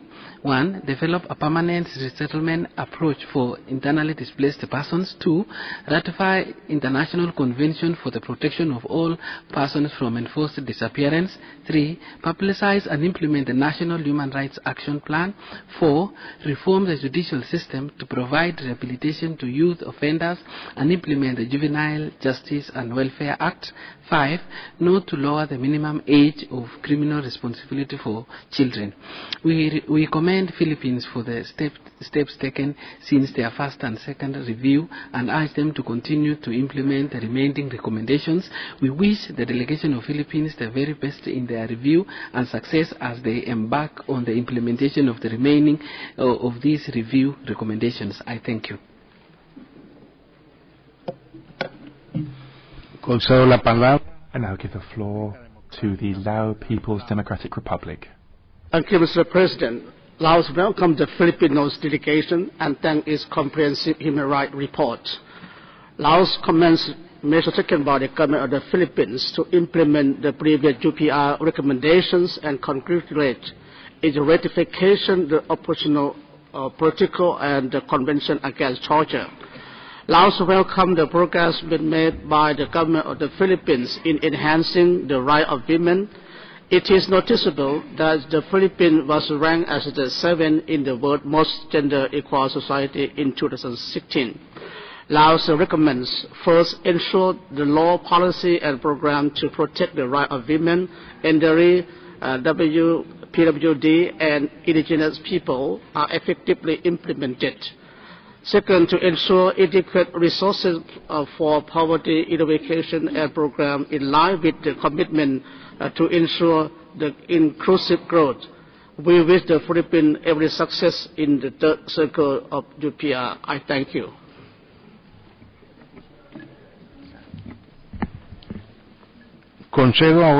I now give the floor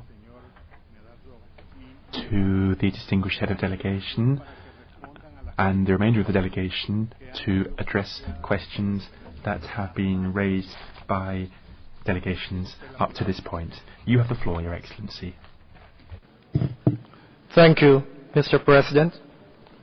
The Philippine delegation sincerely appreciates the important comments and recommendations so far made by our fellow member states relative to our human rights performance since 2012.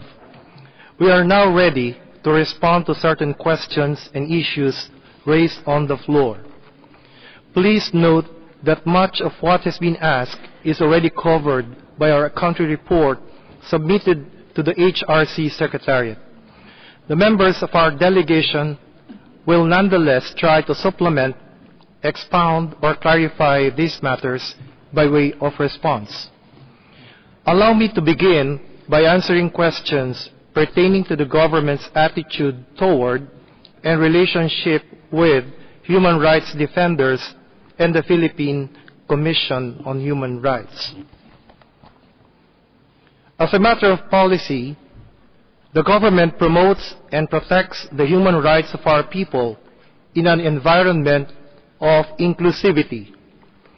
Under Administrative Order Number 163, the state, in ensuring its effectiveness in complying with its human rights obligations under the core treaties that it has signed in the last 6 decades, encourages the active participation of NGOs, SEOs, and relevant sectors in the process.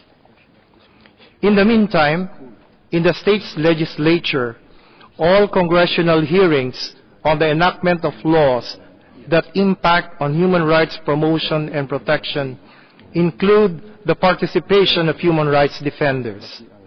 And we wish to stress that many of the members of our Congress, especially those coming from the party list groups, have strong backgrounds as human rights defenders and cause-oriented advocates.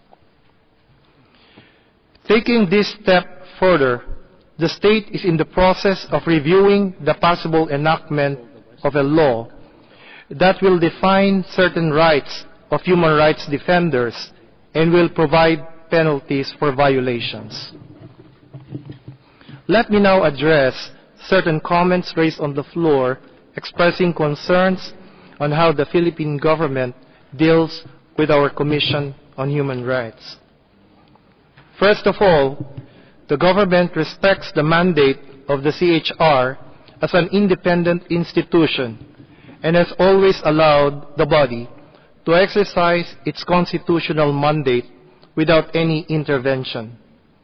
Although some critics would point out that the President appoints the members of the Commission, such appointments are based on a selection process that gives weight to relevant endorsements, most of which come from human rights NGOs, CSOs, and relevant sector groups. Over the years, the CHR has lived up to its reputation as the institutional watchdog on human rights in the Philippines. To further strengthen the capability of the CHR in the investigation of human rights cases, provision of assistance to victims, and other operational programs, our Congress saw it fit to nearly double the budget of the CHR from 2016 to 2017, as reported by Senator Cayetano. On the proposal to ratify the Convention on the Protection of All Persons Against Enforced Disappearance, the Philippine government continues to express reservations on the ratification of said convention, given that effective remedies are already in place, could be accessed, and are continually being enhanced. Thank you, Mr. President. Now I call on USEC Undersecretary Reynante Orseo of our Department of Justice to address questions pertaining to cases of extrajudicial killings, trafficking in persons, and related issues.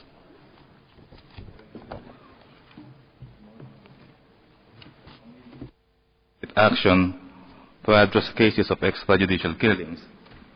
The government has an interagency committee created under Administrative Order 35 that works to resolve cases of enforced disappearances, torture, and other grave violations of the right to life, liberty, and security of persons. By domestic definition, extrajudicial killings apply only to victims belonging to any cause-oriented groups or to those individuals that advocate for similar causes. Hence, any crimes committed outside of this definition are not included and therefore treated as regular crimes and prosecuted accordingly. Since its creation in 2012, the committee has processed 1,089 incidents for validation, while 30 cases are now undergoing trial. The mechanism pursues regular case conferences and trainings for those involved in investigation and prosecution. On issues pertaining to the national mechanism to address trafficking in persons, the government has an interagency committee against trafficking in persons.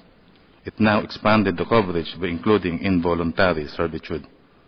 As of August 2016, there have been a total of 243 convictions involving 272 persons found guilty of trafficking. Its success earned for the Philippines a Tier 1 ranking by the U.S. State Department, the highest compliance level in June 2016. Continuing with its commitment, the government ratified in 2017 the ASEAN Convention Against Trafficking in Persons, and on the same year signed the Child Protection Compact Partnership with the United States to advance the country's campaign against trafficking in children. On the continuing effectiveness of the Witness Protection Program, the government's Witness Protection, Security and Benefit Program continues to be availed of by individuals in accordance with certain requirements, all aimed at ensuring the security and safety of witnesses to crimes. Your Excellencies, all these that I have mentioned are reflective of an effective and functioning criminal justice system in the Philippines that covers law enforcement, prosecution, corrections, legal assistance, and judiciary. The system is accessible to everyone. Thank you, Your Excellencies. To address questions pertaining to policy and program implementation on women's health and reproductive health, I now call on Ms. Pia Cayetano, Deputy Speaker of the Philippine House of Representatives, in collaboration with Dr. Maria Corazon Teocson of our Department of Health. Thank you. The protection and welfare of vulnerable or marginalized groups such as indigenous people, persons with disability, women and children, and older persons are on the top of this administration's agenda. In terms of legislation, we have paved the way over the past years to come up with a package of laws addressing their various needs. Since our last review in 2012, the Philippines has enacted a number of laws, most of which I have authored and defended. Let me emphasize that these laws are a product of our circumstances that are particular to us. To highlight a few, we have a Foster Care Act which addresses the plight of many street children and neglected children. Similarly, being a country in a disaster-prone area, we also enacted a law mandating emergency relief and protection for children before, during, and after disasters and emergencies, where a child protection policy is adopted as soon as a national or local calamity is declared. These two laws alone address a common concern raised by our foreign colleagues on human trafficking, because children and women are most vulnerable in times of disaster. We also strengthened our Universal Health Care Act and have a sin tax law that raises taxes coming from alcohol and cigarettes. The proceeds are a huge source of funding for our health care programs. Measures on the equal rights of wives regarding property and the like are pending in our country to address the concern of one of our colleagues earlier. I have a colleague who will elaborate on all of this later. But let me now discuss the right to reproductive health. This is a basic human right that the Philippines upholds, although it has been a long and difficult journey for this right to be put into law. As the sponsor of this law in the Senate, I can attest to the difficulty that we faced in passing this law, but we did. The next battle was in the Supreme Court, where the constitutionality of the law was questioned. But we won this too. Under the current administration, one of the first executive orders issued by the President was on the full implementation of the reproductive health law. But we are now facing another case in the Supreme Court, where the petitioners have asked that the Supreme Court grant a different set of standards to be imposed by our Food and Drug Administration's process of registration of contraceptives, very different from other medicines. The effect of this is that 43% of our contraceptives registration will expire this year, and the rest next year. If the Supreme Court does not clarify this, we will have no contraceptives in the Philippines. Can you imagine a country where women have no access to contraceptives? The Executive Department, through the Department of Health, is currently engaged in this legal battle in the Supreme Court. Many of the administration's program on maternal health, family planning, infant health, and mortality rate, which our President, when he was the mayor of Davao City, has implemented, will be affected in this administration. My colleague will elaborate further on this. Thank you. Your Excellencies, good morning. The Government of the Philippines reports progress in the Responsible Parenthood and Reproductive Health Program as of date, while continuing to uphold the right to life of the unborn. Significant is the increase in the national contraceptive prevalence rate, and in fact a quadrupling of the contraceptive prevalence rate among Muslim women. We have integrated into the grades 1 to 12 curriculum age-appropriate sexuality education. We have improved overall maternal care, which was triggered by the almost universal facility-based delivery. We have universal implementation of the reproductive health program across all 1,500 local government units, and the reproductive health law effectively eliminated the requirement for spousal consent and parental consent for women and minors, respectively, seeking family planning services. We have been giving free and lifelong antiretroviral therapy for pregnant and breastfeeding women who are found to be living with HIV. And lastly, we have protocols and programs for the special care of victim survivors of calamities, violence and abuse, including rape and abortion. Thank you. I now call on Assistant Secretary Epimako Densing of our Department of the Interior and Local Government to address questions pertaining to torture in detention facilities, jail decongestion, and related issues.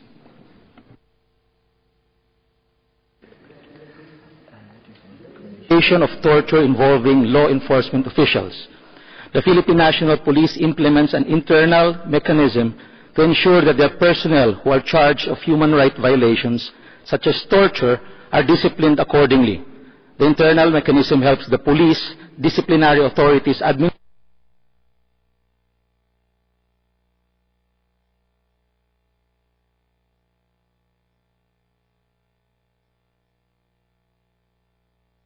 cells in police stations and may speak privately with individual detainees. To date, 94 cases of alleged human rights violations against police officers have been handled by this mechanism, involving 236 personnel, with 17 personnel dismissed from the service, while others are still undergoing summary hearings. On the reported cases of torture that took place in police stations in order to extract confessions or information to be used in criminal proceedings, the Philippine National Police personnel is strictly observing proper procedures and measures in handling suspects in its investigations of all crimes as required in the Convention Against Torture, where all police personnel are mandated to inform all persons arrested, detained, or under investigation about their rights, such as their right to counsel, the right to physical examination after arrest, and before and after custodial investigation or interrogation.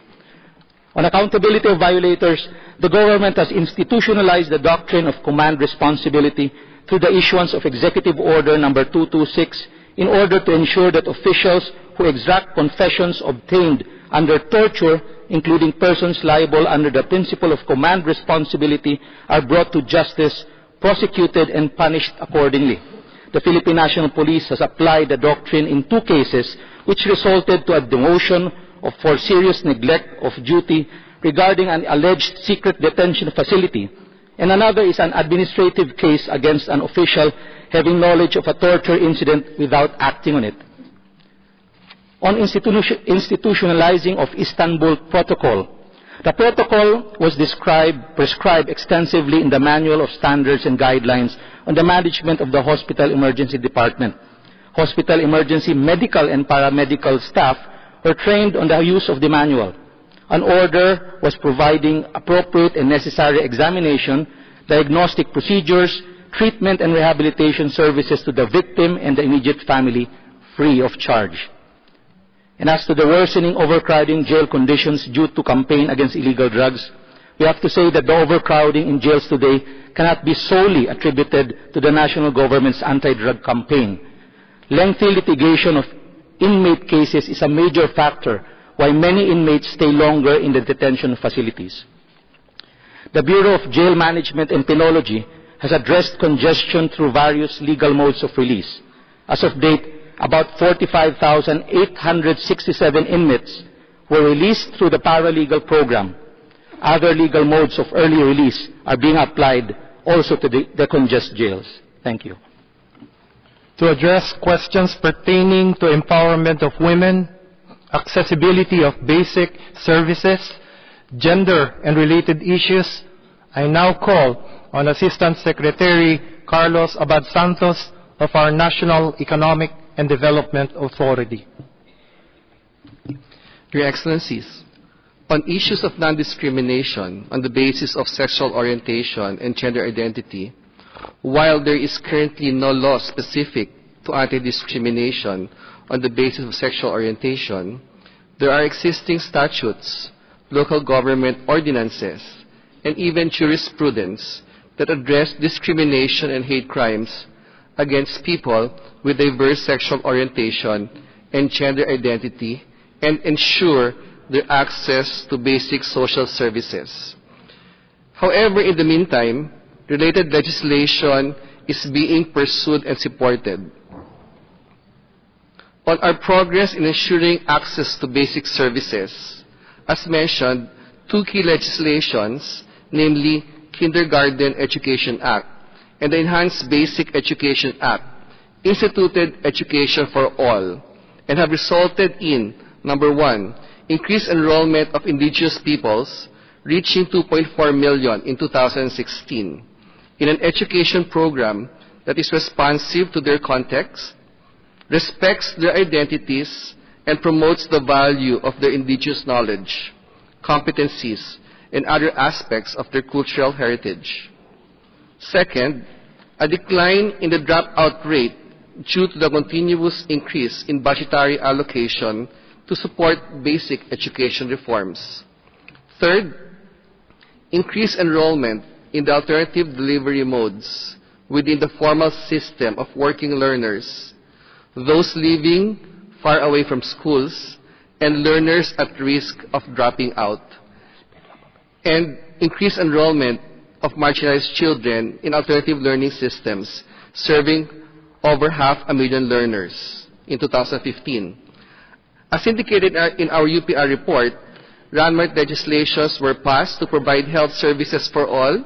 As mentioned, the National Health Insurance Act, the Responsible Parenthood and Reproductive Health Act, and the Sin Tax Reform Law. With respect to social protection, legislations include a mandatory health insurance coverage for all senior citizens, full implementation of the Social Pension Program, and Domestic Workers Act, which provided labor rights to domestic workers. Thank you very much, Your Excellencies.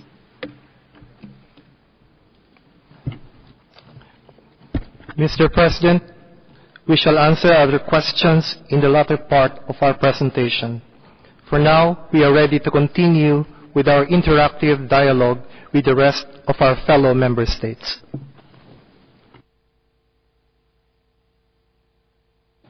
Muchas gracias. Thank you.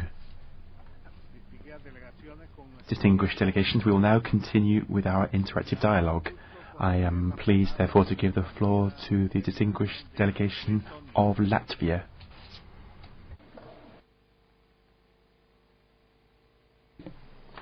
Thank you, Mr. President. Latvia warmly welcomes the delegation of the Philippines and thank it for the national report. We commend the government for the progress made since the last review and encourage it to continue these efforts while making optimal use of the valuable expertise of the special procedures. Latvia shares the concern of the Human Rights High Commissioner about the rising death toll resulting from extrajudicial summary and arbitrary executions due to so-called war on drugs, and is also concerned that in recent years freedom of expression has been stifled in the country and that journalists have been harassed, threatened and attacked.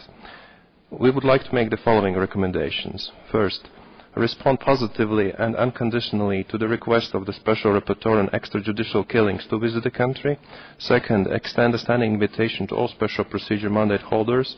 And third, investigate all cases of threats, intimidation and attacks against media personnel and ensure that those responsible are held accountable. I thank you.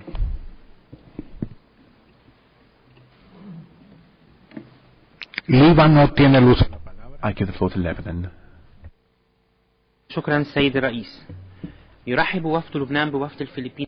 Thank you, Mr. Chairman. We would like to thank the delegation of the Philippines taking note of their report presented under the UPR. We would like to welcome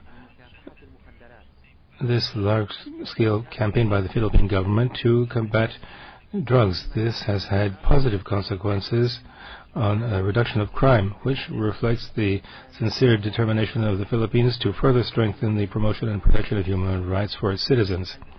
The Lebanese delegation recommends the following: to continue efforts to combat crime and drugs within the framework of respect for human rights.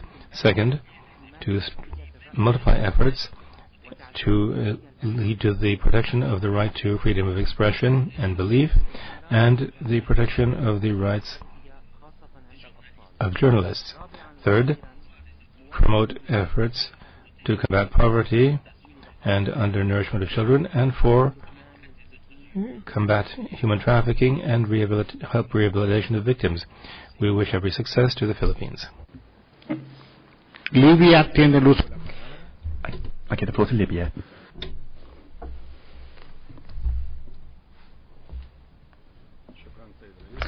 Thank you, Mr. President.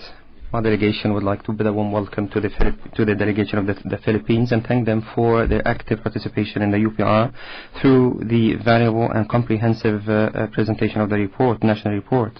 We highly commend the efforts deployed by the Philippines in the area of promoting human rights and the implementation of the recommendations accepted during the last cycle of the UPR, as well as the efforts deployed to face the challenges that have to do with poverty and sustainable development, in addition to its efforts in the area of combating drug and crime and realizing social equality.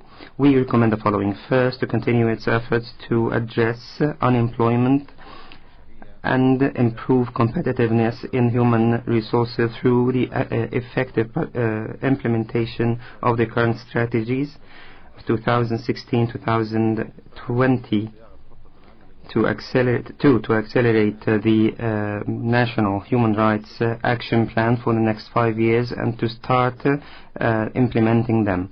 Lastly, sir, we would like to wish the Philippines all the best in this UPR cycle. Thank you. Liechtenstein. I give the floor to Liechtenstein. Mr. President, Liechtenstein welcomes the distinguished delegation of the Philippines and wishes to thank for the valuable information provided. The imposition of the death penalty is a flagrant violation of the right to life and human dignity. Liechtenstein is deeply concerned with the proposal to reinstate the death penalty in the Philippines. Liechtenstein recommends that the Philippines preserve the right to life and to not bring back use of the death penalty as proposed in the death penalty bill. Furthermore, Liechtenstein is concerned at the persistence of appalling conditions of detention prevailing in the Philippines. Liechtenstein recommends that the Philippines make public the findings and implement the recommendations of the Subcommittee on Prevention of Torture and Other Cruel, Inhuman or Degrading Treatment or Punishment arising from its visit to the country in 2015. Liechtenstein also recommends that the Philippines ensure that all pre-trial detainees are brought before a judge without delay and expedite the cases of persons held under the Comprehensive Dangerous Drugs Act. We wish the Philippines a successful UPR. Thank you, Mr. President.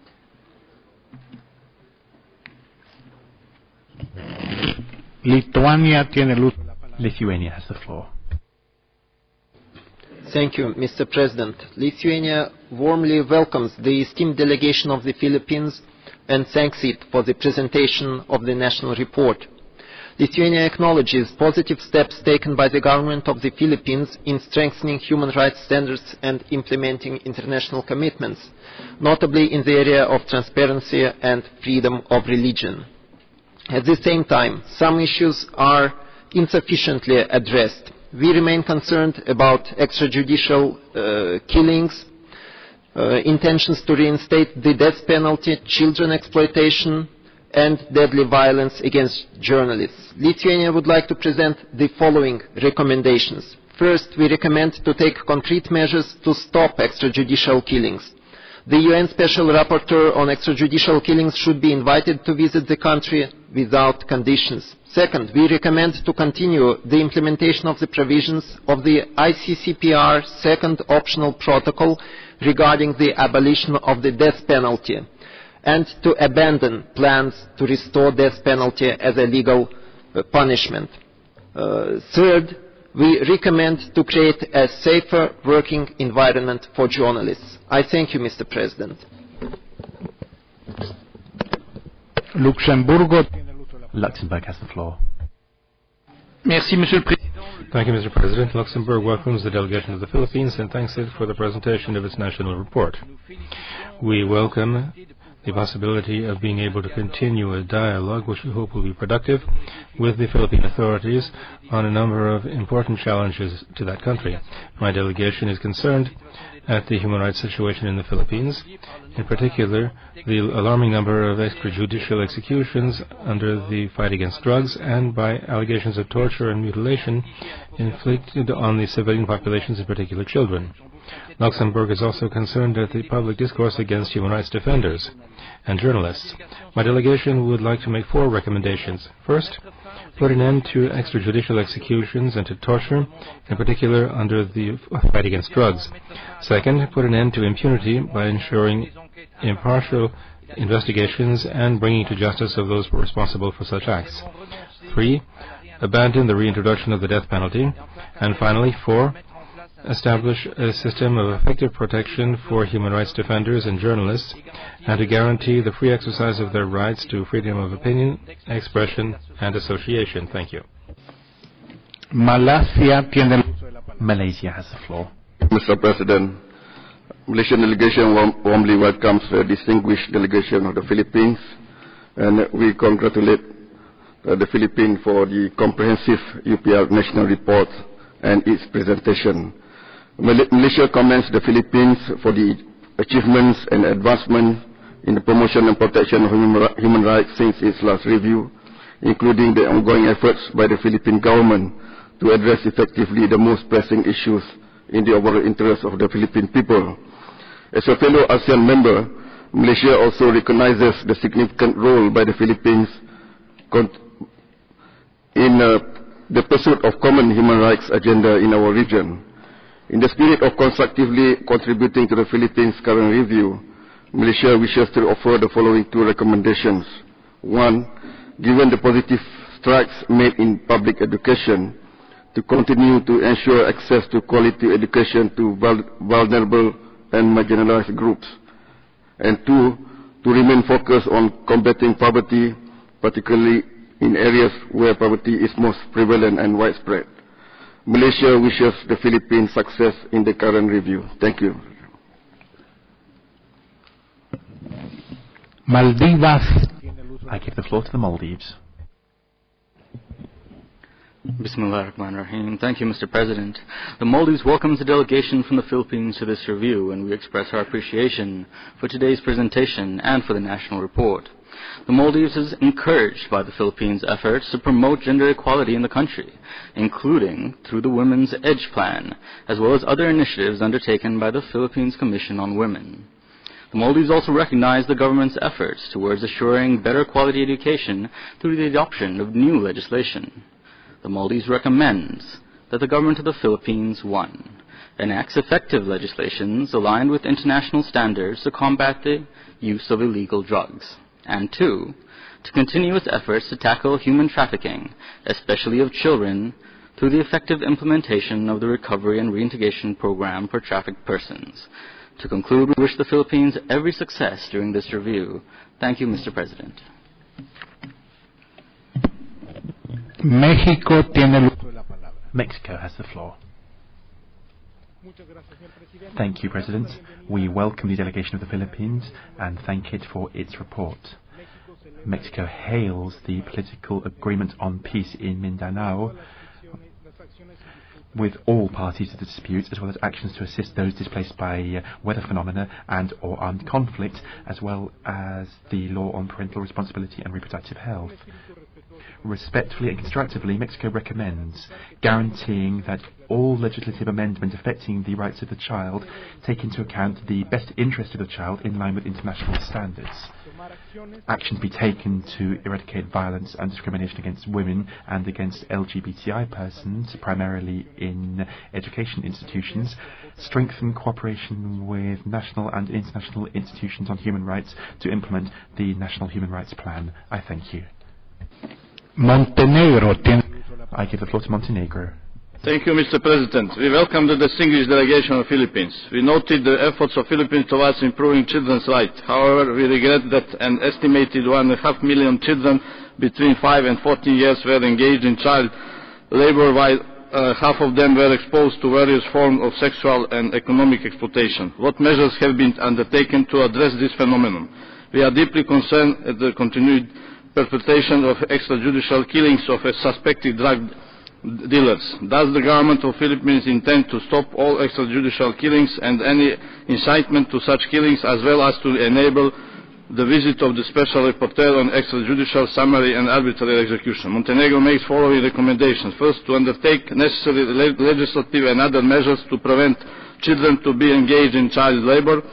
Second, to ratify International Convention for the Protection of all persons for enforced disappearance. We wish to friendly Philippines successful UPR process. Thank you. La delegación de Marruecos. Morocco has the floor.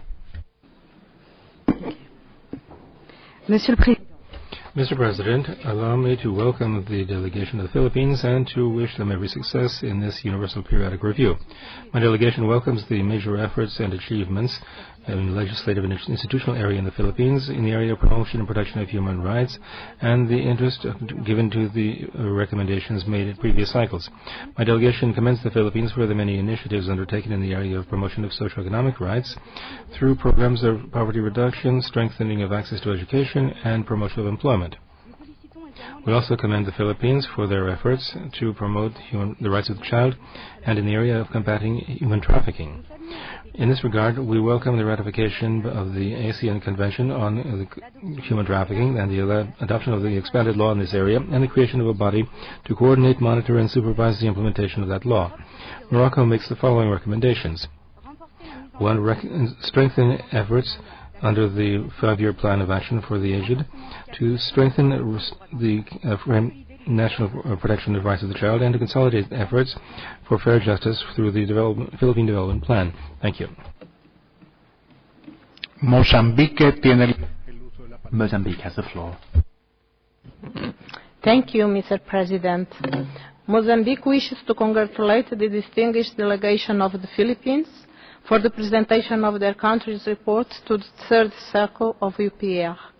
We note with appreciation the successful implementation of a 10-point socioeconomic agenda, which led to the drastic reduction of poverty, with impact on the enjoyment of human rights by its people.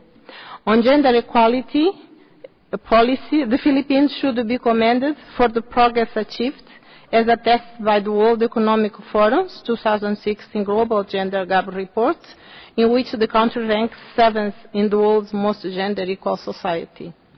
Mozambique recommends the Philippines to consider not reinstating the death penalty, as per the bill introduced before the 7th Congress. Mozambique wishes the Philippines every success in the present UPR exercise. I thank you. Myanmar tiene el uso de la palabra. Myanmar has the floor. Thank you, Mr. President. Myanmar welcomes the Philippines delegation and thanks them for their comprehensive national report, which reflects the Philippines' vibrant track record of promoting and protecting of human rights of her people. Drug issue is a common challenge to all of us with a varying degree. It has become a national security threat to the Philippines, and that requires an appropriate response. Hence, the strategy and its implementation should be best left to the government and people of the Philippines. We take note of the Philippines' recent legislation and other measures in environmental issues. Myanmar would like to make the following recommendations. 1. Continue its efforts to protect its people from the threat of drugs while upholding human rights values. 2. Continue its efforts to implement the Paris Agreement on climate change, including through multilateral cooperation. We wish the Philippines every success. And thank you, Mr. President. La delegación de Nepal. The delegation of Nepal has the floor. Thank you, Mr. President. Nepal warmly welcomes the delegation of Philippines. We appreciate various initiatives taken by Philippines to promote human rights in line with the recommendations and pledges made during its previous UPR. We welcome initiatives to further promote the right to health and education. Adoption of the Responsible Parenthood and Reproductive Health Act to guarantee the universal access to reproductive health, and introduction of the Enhanced Basic Education Act to ensure the continuity of education up to higher secondary level are commendable. Achievements in gender equality and women empowerment are also well noted. It's encouraging to learn that the efforts of Philippines in eliminating the worst forms of child labor and combating trafficking in persons have received wide recognition. We commend the significant efforts of Philippines in promoting and protecting the rights of the migrant workforce and in curbing human trafficking, illegal recruitment, and labor exploitation. While wishing Philippines a successful EPR, my delegation would like to make following recommendations. 1. Continue formulation and implementation of National Human Rights Action Plan. 2. Continue concerted efforts to protect the rights of overseas migrant workers. Thank you. Países Bajos tiene. The Netherlands has the floor. Thank you, Mr. President. The Netherlands thanks the Philippines for its report and commends the government for the impressive measures taken in the fight against online child exploitation and human trafficking. We appreciate a strong cooperation with the Philippines on these issues. As challenges remain, we recommend the Philippines to strengthen the fight against human trafficking in all forms, including by strengthening inter-agency coordination to combat cybersex in the community, and by securing cooperation from the private sector to prevent and respond to child online abuse. In addition, we recommend the Philippines to take immediate steps to permit abortion in cases where a woman's or a girl's life or physical or mental health is in danger, where the pregnancy is a result of rape or incest, and in the cases of fetal impairment, with a view to decriminalizing abortion in the near future. And we recommend the Philippines to take immediate steps to stop extrajudicial killings and to conduct an independent and impartial inquiry into all enforced disappearances and extrajudicial killings so that the perpetrators of these crimes are brought to justice. We are concerned about the high number of extrajudicial killings in the fight against drug-related crimes, and we thank the government of the Philippines for its engagements today. Thank you. Nueva Zelanda tiene. New Zealand has the floor. Thank you, Mr. President. New Zealand welcomes the delegation from the Philippines to the Human Rights Council for their third Universal Periodic Review. New Zealand commends the Philippines for ratifying the second optional protocol to the International Covenant on Civil and Political Rights regarding the death penalty in 2007 and recommends that the government continue its support for the protocol. New Zealand commends the Philippines for enacting the Responsible Parenthood and Reproductive Health Act 2012, and we recommend that the government continues undertaking efforts to implement this legislation. New Zealand recommends that deaths which have occurred in the course of police operations associated with the war on drugs be appropriately investigated. Lastly, New Zealand recommends that steps are taken to meet the minimum standards for the treatment of prisoners. Thank you, Mr. President. Norway has the floor. Thank you, Mr. Chairman. We welcome the delegation of the Philippines and the presentation of the national report. Norway appreciates the efforts and commitment by the Philippine government to work for peace. We also commend recent efforts to strengthen workers' rights and conditions and to combat corruption. We encourage you to continue these reforms. Norway recommends efforts to be taken to eliminate extrajudicial killings and enforce disappearances, and to intensify efforts to carry out the prosecution of such crimes. Norway further recommends the Philippines to respect its obligations under the second optional protocol to the ICCPR and to refrain from the plans to reimpose the death penalty. Finally, Norway recommends necessary measures to be taken to provide adequate protection to journalists and human rights defenders. Thank you.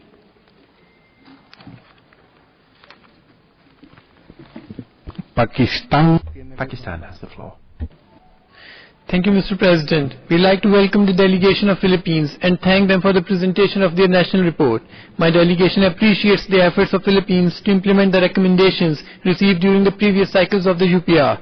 The creation of Interagency National Anti-Environmental Crime Task Force and the poverty reduction programs like the Conditional Cash Transfer Program, Sustainable Livelihood Program, and the Comprehensive and Integrated Delivery of Social Services Program are commendable steps taken by Philippines for enhancing the goal of sustainable development. We believe that the Philippines has done noteworthy work to ensure universal health care through its various programs aimed at making the system more equitable, inclusive, transparent and accountable while allocating adequate resources. We acknowledge the actions taken by Philippines for the promotion and protection of the rights of women and children in the form of laws and policies such as Enhanced Basic Education Act of 2013, Women's Edge Plan and the Philippines Framework Plan for Women. Mr. President, my delegation would like to recommend that Philippines may, number one, further strengthen the community-based rehabilitation program for the drug addicts, inpatients and outpatients for their integration in the society. Number two, continue implementation of its 10-point socio-economic agenda and make skills enhancement programs on the basis of human resource roadmap for 2016 till 2022. Thank you, Mr. President. Peru has the floor. Mr. President, Peru warmly welcomes the distinguished delegation of the Philippines. We thank it for the presentation and acknowledge progress achieved in health, education and housing, as well as the commitment to sustainable development. On tasks ahead, Peru recommends that the Philippines, 1. Work with special procedures through the extension of a standing invitation. 2. Ensure the incorporation into its domestic legislation of the core principles and standards of international human rights law, particularly those contained in the instruments to which Philippines is a party. 3. Ensure that the fight against crime take place with strict adherence to these standards. 4. Take measures as necessary to preserve the ancestral lands of indigenous peoples. I thank you.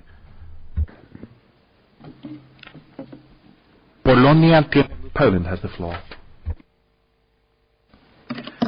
Thank you. Mr. President, Poland would like to thank the delegation of Philippines for the presentation of its national report and its active participation in the third cycle of the UPR process. We acknowledge efforts made by the government of the Philippines undertaken to comply with the recommendations accepted during the first and the second cycle of UPR. In particular, we welcome the adoption of the Children's Emergency Protection and Relief Act, which aims to facilitate the reunification of separated children and the training of emergency responders in child protection. Nevertheless, the Polish delegation would like to present the following recommendation to the government of the Philippines. First, to strengthen effort to stop extrajudicial killings and enforce its disappearances in the country.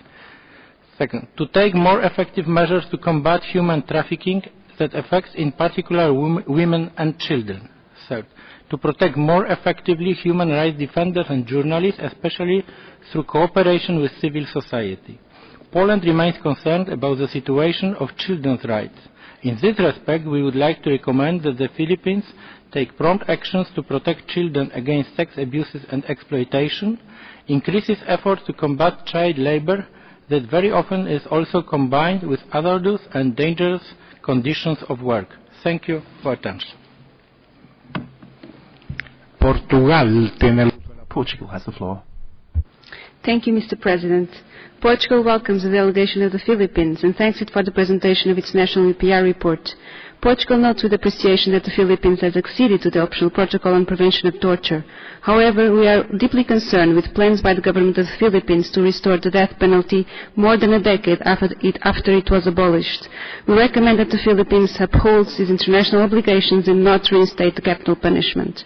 We are concerned with the ongoing anti-drug campaign. We recommend that the methods of combating the use of illegal drugs in the Philippines be brought in line with international best practices, namely in terms of prevention and alternative sanctions. We recommend that all extrajudicial killings be thoroughly investigated. We would also like to recommend the Philippines to consider establishing or strengthening a national mechanism responsible for coordination, implementation, reporting and follow-up in line with the critical elements best practices of OHCHR Global Study Guide concerning NMRFs. Finally, Portugal recommends ratification of International Convention on Protection of All Persons from Enforced Disappearance and the optional protocol of International Covenant on Economic, Social and Cultural Rights. Thank you, Mr. President. Qatar tiene el uso de la palabra. Qatar has the floor. شكرا سيدي الرئيس. يتقدم وفد بلادي بالشكر. Thank you, President. My country's delegation greets and welcomes the delegation of the Philippines and commends it on its comprehensive report, which reflects the extent of efforts and the progress made in human rights, particularly in terms of economic, social and cultural rights. President, we would like to express our appreciation for the 2017-22 Action and Development Plan. This is the very first time that there has been a medium-term vision expressed, setting the scene for holistic development on the basis of human rights. Here we recommend that the Philippines redouble efforts to put in place environmental regulatory policy to ensure the implementation of this development plan. We also welcome the implementation of an assistance and protection program for children in the event of disasters, and we recommend further efforts to protect children against all risk of sexual exploitation or economic exploitation. I thank you. República de Corea. The Republic of Korea has the floor. Thank you, Mr. President. The Republic of Korea welcomes the delegation of the Philippines and thanks for presenting each national report. We acknowledge the substantial progress in human rights has been made since the last UPR. This includes accession to OPCAT and ratification of the ASEAN Convention against Trafficking in Persons, especially women and children. On the other hand, we also note concerns raised by the UN human rights mechanisms on current situation of civil and political rights in Philippines and are of the view that human rights should be respected at all times. Having said that, we recommend the Philippines, one, to improve detention facilities, in particular to address the overcrowding and sanitation problem. Two, to enact a law to establish national preventive mechanisms in accordance with the OPCAT. Three, to take further steps to eliminate abusing the right of child. My delegation hopes these recommendations will be helpful in further improving human rights in Philippines. Thank you. República de Moldova. The Republic of Moldova has the floor. Thank you, Mr. President. The Republic of Moldova welcomes the distinguished delegation of Philippines to the UPR working group and commends its engagement with the mechanism in an open and constructive manner.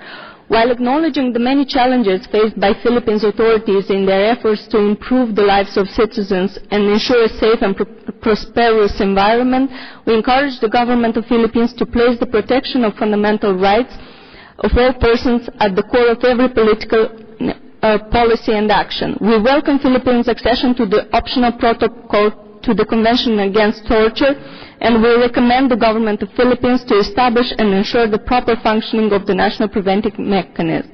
The Republic of Moldova is a strong promoter of the abolition of death penalty, and as a state party to the second optional protocol to the ICCPR, we express our concern regarding the legislative initiative to reinstate the capital punishment. We thus recommend the government of the Philippines to respect its obligations under international law and refrain from the reintroduction of the capital punishment. Thank you, Mr. President. Romania has the floor. Thank you, Mr. President. Romania welcomes the participation of the Philippines in the UPR process and thanks the Philippine delegation for the presentation of the national report. The implementation of the recommendations accepted during the second periodic review and the significant developments and achievements demonstrates the strong commitment of the Philippines to human rights. While commending the government for its human rights-based campaign aimed at eliminating the drug menace, we would like to make the following recommendations.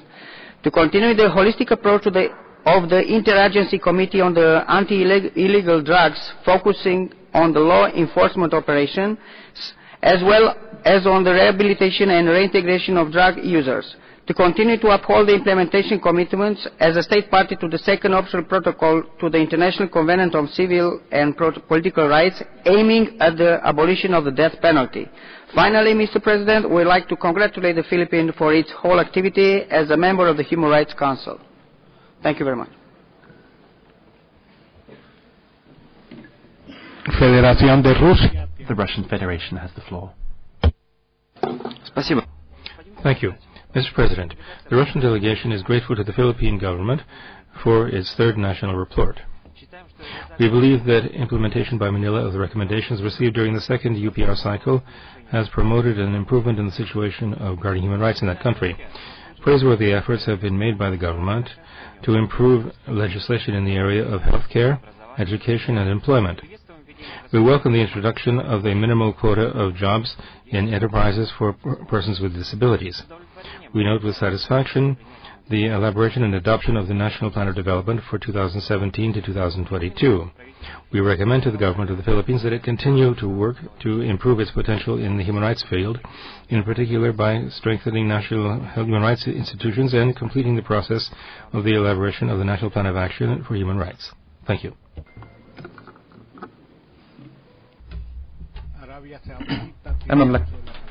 Saudi Arabia has the floor.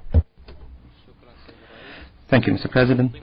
It gives me pleasure at the outset to welcome the head of the Philippines delegation and his accompanying delegation. We wish also to thank the delegation and commend them for the national report and their participation with the international instruments. We have taken due consideration of the national report of the Philippines, which reflects the achievements and progress made in the area of promoting and protecting human rights.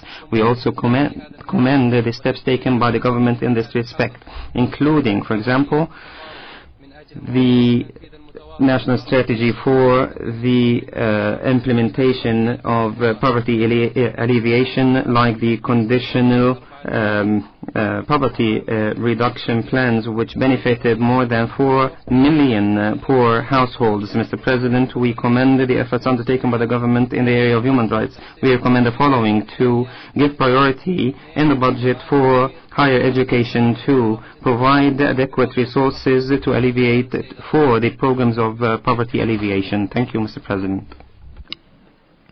Sierra Leone has the floor. Mr. President, Sierra Leone welcomes the distinguished delegations from the Philippines to this review cycle and thanks them for today's presentation. My delegation commends the government of the Philippines for sustained efforts aimed at improving the lives of its people, notably through the Sustainable Livelihood Program, various legislative amendments to address social inequalities and discrimination, as well as providing in 2016 health and education grants for 4.39 million of its poor citizens and its comprehensive support to its migrants abroad.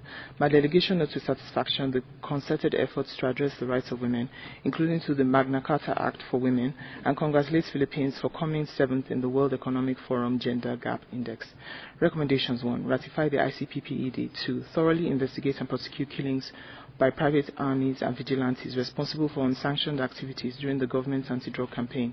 3. Strengthen preventative cross-border anti-trafficking strategies and their implementation. Finally, Sierra Leone wishes Philippines every success in this third review cycle. Thank you, Mr. President. Slovakia has the floor. President, Slovakia notes with appreciation that various human rights laws related to the second cycle of the UPR recommendations have been passed in the Philippines, including those related to the prevention of statelessness. We recommend that the Philippines accede to and fully implement of the 1961 Statelessness Convention and ensure that all otherwise stateless persons in the country have an access to a procedure that will facilitate the acquisition of nationality. We are gravely concerned about reported initiatives to reimpose a capital punishment in the country. Slovakia recommends that any such attempt is reconsidered with an aim not to reintroduce the death penalty. Slovakia further recommends: first, put an end to extrajudicial killings, including those related to the war on drugs, enforced disappearances, illegal arrests and detention, torture, harassment and other human rights violations. Second, stop the implementation of counter-insurgency programs that target human rights defenders and civilians. Third, ratify the optional protocol to the Convention on the Right of the Child on a Communication Procedure. And last, to ensure the precedence of provision of international human rights treaties of national laws in cases of conflict. We wish the Philippines the successful UPR. I thank you. Slovenia has the floor. Thank you, Mr. President. Slovenia thanks the distinguished delegation of the Philippines for their presentation today and for their dedication to the UPR process. We wish to recommend to the Philippines the following: expedite the establishment of an effective national preventive mechanism as required under OPCAT, end impunity and hold the perpetrators of enforced disappearances, extrajudicial killings and torture to account, and facilitate access to justice for the victims of such violations. We're concerned about the reports on the scale of enforced disappearances and extrajudicial killings in the name of war against drugs, and would like to remind the Philippines of their commitments under international human rights law. Bearing in mind the discussion on the reintroduction of death penalty that the Philippines abolished in 2006, we call upon the Philippines to uphold its obligations as a state party to the second optional protocol to the ICCPR and refrain from any attempts to reintroduce the death penalty. I thank you.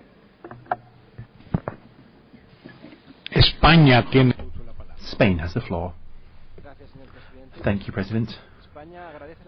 Spain hails the participation by the delegation of the Philippines in this exercise and welcomes the efforts achieved by the country, including areas such as the establishment by the Philippines Human Rights Commission of an oversight mechanism to hear complaints of violations of human rights, bringing together government and civil society. Together with specific measures to provide services to persons with disabilities that have been rolled out since the second UPR, Spain recommends improving practical implementation of those measures, as well as mainstreaming an inclusive approach to the rights of persons with disabilities into lawmaking in order to guarantee particularly equal access to public services. At the same time, Spain would like to recommend the establishment of necessary mechanisms for the complete elimination of extrajudicial summary or arbitrary executions, bringing perpetrators before justice and stepping up efforts to eradicate the use of torture and cruel or degrading treatment. Lastly, Spain welcomes legislation on child protection in emergency situations and recommends intensified efforts to eradicate violence against children in all its forms. I thank you. Sri Lanka has the floor. Mr. President, Sri Lanka welcomes the delegation of the Philippines and expresses appreciation for the useful update this morning. Sri Lanka takes note with interest the continued efforts of Philippines to improve the socio-economic rights of her people, in particular through sustainable, comprehensive and inclusive development strategies aimed at combating poverty and improving the life standards of its people. As one of the labor migrant country migrant origin country, Sri Lanka takes special note of policies and programs that the Philippines has developed to strengthen the rights of migrant workers at national level, especially the assistance provided to Filipino workers working overseas through Assistance to Nationals Fund. Sri Lanka recommends the Philippines to continue the promotion and protection of the rights of migrant workers at all levels, in particular the agenda of the migrant health. We recognize the extensive measures taken by the Philippines to combat human trafficking through expanding the Anti-Trafficking in Persons Act to provide additional protection for victims of trafficking and creating the Interagency Council Against Trafficking. We recommend the Philippines continues its efforts to combat trafficking in persons through measures including the strengthening of the legal framework and to ensure safety and welfare of the victims of trafficking. Sri Lanka encourages the government of Philippines to take concrete actions to improve the human rights situation in the country. We wish the Philippines success in the UPR engagement. Thank you. Estado de Palestina tiene el uso de la palabra. Thank you, Mr. President. The State of Palestine welcomes the delegation of the Philippines, and we thank them for the comprehensive presentation of their national report. We commend the government of the Philippines' commitment to promote and protect human rights. We welcome the efforts made by the Philippines to improve education in the country. We recommend that the Philippines continue its effort in this regard to enhance the number of girls enrolled in pre-primary and primary education and to ensure compulsory and free education. We also commend the steps taken by the government of the Philippines in promoting the rights of people with disabilities, including through developing a national action plan. In this regard, we recommend that the Philippines continue its efforts and to ensure that persons with disabilities had equal access to all public facilities and services. We wish the Philippines a successful review. Thank you. Sudán tiene el uso de la palabra. Mr. President, delegation of the Sudan welcomes the delegation of the Philippines and thank them for their participation in the UPR process. And consideration to the latest political developments in the Philippines and the holding of presidential elections in 2016, we welcome the Green Jobs Creation Program in the Philippines, which would guarantee the environment and safeguard it. And also welcome the accession of the Philippines to the ASEAN agreement against human trafficking, especially in trafficking with women and children in the current year. And we would like to welcome their joining of the ILO recommendation with regard to domestic workers. And we also welcome the proposals set out by the Philippines in this regard. And we have the following two regards: to uphold the human rights mechanisms and the special procedures, and to guarantee the protection of all people against enforced disappearance, and to guarantee the rights of persons with disabilities. Thank you, Mr. President. Suecia tiene el uso de la palabra. I give the floor to Sweden. Thank you, Mr. President. Sweden wishes to welcome the delegation of the Philippines. Sweden recommends the government of the Philippines, 1, to ensure that extrajudicial killings are properly investigated and that the persons responsible are held to account in accordance with due process and the rule of law. 2, to ensure that Executive Order number 12 pertaining to the Responsible Parenthood and Reproductive Health Act is fully implemented in order to meet the needs for modern family planning and to secure universal access to sexual and reproductive health and rights. 3, to amend the age of sexual consent from 12 years to 16 years. 4, to maintain the minimum age of criminal responsibility and not lower it. 7.3 million women in the Philippines have an unmet need for modern contraceptives. The CEDAW Committee Special Inquiry in the Philippines in 2012 found the government liable of grave and systematic reproductive rights violations. In 2016, the committee reiterated its concern. The full Swedish statement is available on the extranet. I thank you, Mr. President. Switzerland has the floor. Merci, Monsieur le Président. Thank you, Mr. President. Switzerland would like to welcome the delegation of the Philippines and thank it for the presentation of its national report. Switzerland is gravely concerned at reports indicating many extrajudicial executions. Switzerland recommends to the Philippines that they conduct impartial, immediate, and effective investigations in all presumed cases of extrajudicial or summary executions, which implies inter alia appropriate documentation of each alleged offense, the preservation of evidence gathered, and respect of procedural guarantees. Switzerland is deeply concerned at the present legislative steps underway in the Philippines to reintroduce the death penalty. Switzerland recommends to the Philippines not to reintroduce the death penalty in accordance with its international obligations, in particular those under the second optional protocol to the International Covenant on Civil and Political Rights aimed at abolishing the death penalty. Thank you. Thailand has the floor. Mr. President, Thailand welcomes the Philippines delegation and applauds concrete progress, particularly the protection of vulnerable groups, the implementation of the Bangkok Rules, efforts in combating human trafficking and victim assistance, and the freedom of information in the executive branch.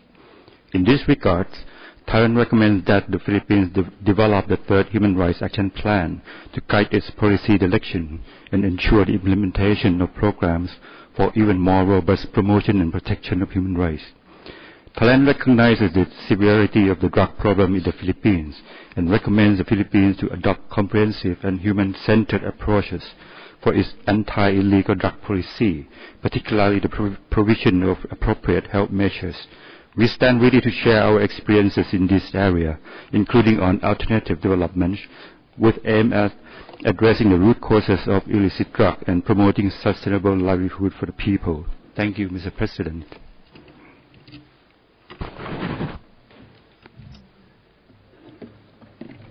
Timor-Leste has the floor.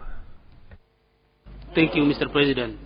Timor-Leste welcomes the member of delegation of the Philippines and congratulates them for their presentation of the national reports. Timor-Leste notes with appreciation the adoption of the Responsible Parenthood and Reproductive Health and the Food Staple Sufficiency Program.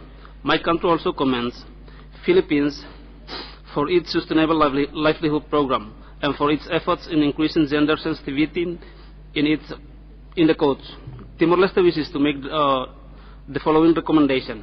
First, the Philippine government's methods of combating the use of illegal drugs are brought into line with international standards. Second, the Philippines strengthens the Witness Protection Program. Lastly, that the Philippines strengthens the independence of the judiciary and the capacity of the judicial system. We wish Philippines all the success in its review. I thank you, Mr. President. Tunisia has the floor. Thank you, President. My delegation welcomes the Philippines delegation and thanks them for their presentation and the national report, which reflects the efforts of the Filipino government in protecting human rights. We welcome the accession of the Philippines to the optional protocol to the Convention Against Torture and Other Cruel, Inhuman or Degrading Treatment or Punishment. We value the steps that are taken and the adopted programs in combating poverty and helping the poor categories of the society with healthcare and education. And we have the following recommendation: carry on the efforts to combat all forms of discrimination and violence against women, and to work towards economic empowerment of women and their enhanced presence in decision-making positions. Third, to carry on efforts towards the protection of children, namely those of indigenous populations, and to continue the efforts in social and health insurance to the benefit of disabled children. In conclusion, we wish the Philippines the best of success in the UPR process. Thank you. Uganda has the floor. Thank you, Mr. President. Uganda welcomes the delegation of the Philippines and thanks the government for a comprehensive national report. Uganda is encouraged by steps taken to strengthen national mechanisms and institutions of human rights, as well as the commitment to achieve inclusive growth under the National Development Plan, as well as the 10-point socio-economic agenda. However, Uganda sees the need to speed up action in key areas of human rights, including the full and effective implementation of supported recommendations during the 2 previous reviews. Towards that end, Uganda makes the following recommendation. 1, expedite process to put in place a human rights action plan. 2, develop a legal framework to explicitly address contemporary methods of trafficking. 3, take action to reduce overcrowding in detention facilities and make provision for separate detention facilities for children offenders. We wish the Philippines a successful review. I thank you. La delegación de Ucrania. The delegation of Ukraine has the floor. Thank you, Mr. President. Ukraine welcomes the delegation of the Philippines.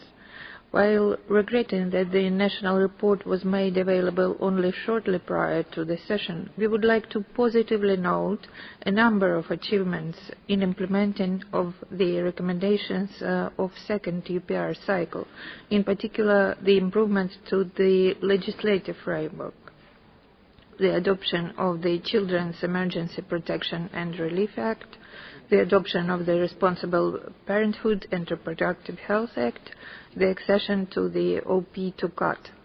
We wish to encourage the Philippines, while respecting its commitments to the international conventions, to take measures on improving the human rights situations, including in such spheres as criminal justice system, children's rights, and persons with disabilities. We would like to recommend to ensure the protection of rights of defenders, journalists, and the political opposition, to abide by the Philippines' obligations under the second optional protocol to the ICCPR. Thank you. Reino Unido tiene el uso. The United Kingdom has the floor. Thank you, Mr. President. The UK welcomes the passing of the Domestic Workers and the Responsible Parenthood and Reproductive Health Acts. We support the government's commitment to the peace processes. We remain concerned about the high death toll associated with the campaign against illegal drugs, plans to reinstate the death penalty, to lower the age of criminal responsibility, and barriers to the realisation of rights of indigenous people. We are concerned by recent statements questioning the universality of human rights. We have 3 recommendations. 1, ensure thorough and independent investigations into violent deaths and commit to bring to justice those involved in abuses, including security forces. 2, ratify the 2014 ILO Protocol to the Forced Labour Convention and build criminal justice capabilities to increase investigation, prosecution and conviction of perpetrators of modern slavery. And 3, promote a safe, enabling environment for the work of human rights defenders through the adoption of a charter for the protection and recognition of human rights defenders. Thank you, Mr. President. Los Estados Unidos de América. The United States has the floor. Mr. President, the United States welcomes the Filipino delegation. The United States has discussed our concerns with the prosecution of drug war on multiple occasions with the Philippine government and will continue to do so.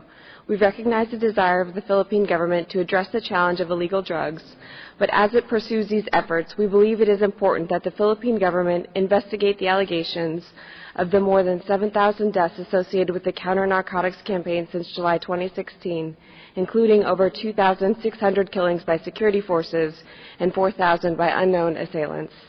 We ask the government to investigate these crimes, hold accountable anyone found responsible, and bring justice to the victims. We recommend the Philippines, 1, ensure that all counter-narcotics operations are conducted in conformity with constitutional protections and international human rights obligations. 2, strengthen investigative and prosecutorial bodies to ensure thorough investigations into all killings, as well as appropriate prosecution of perpetrators. And 3, strengthen criminal justice reform efforts in order to ensure a speedy and fair trial for all accused. Thank you, Mr. President.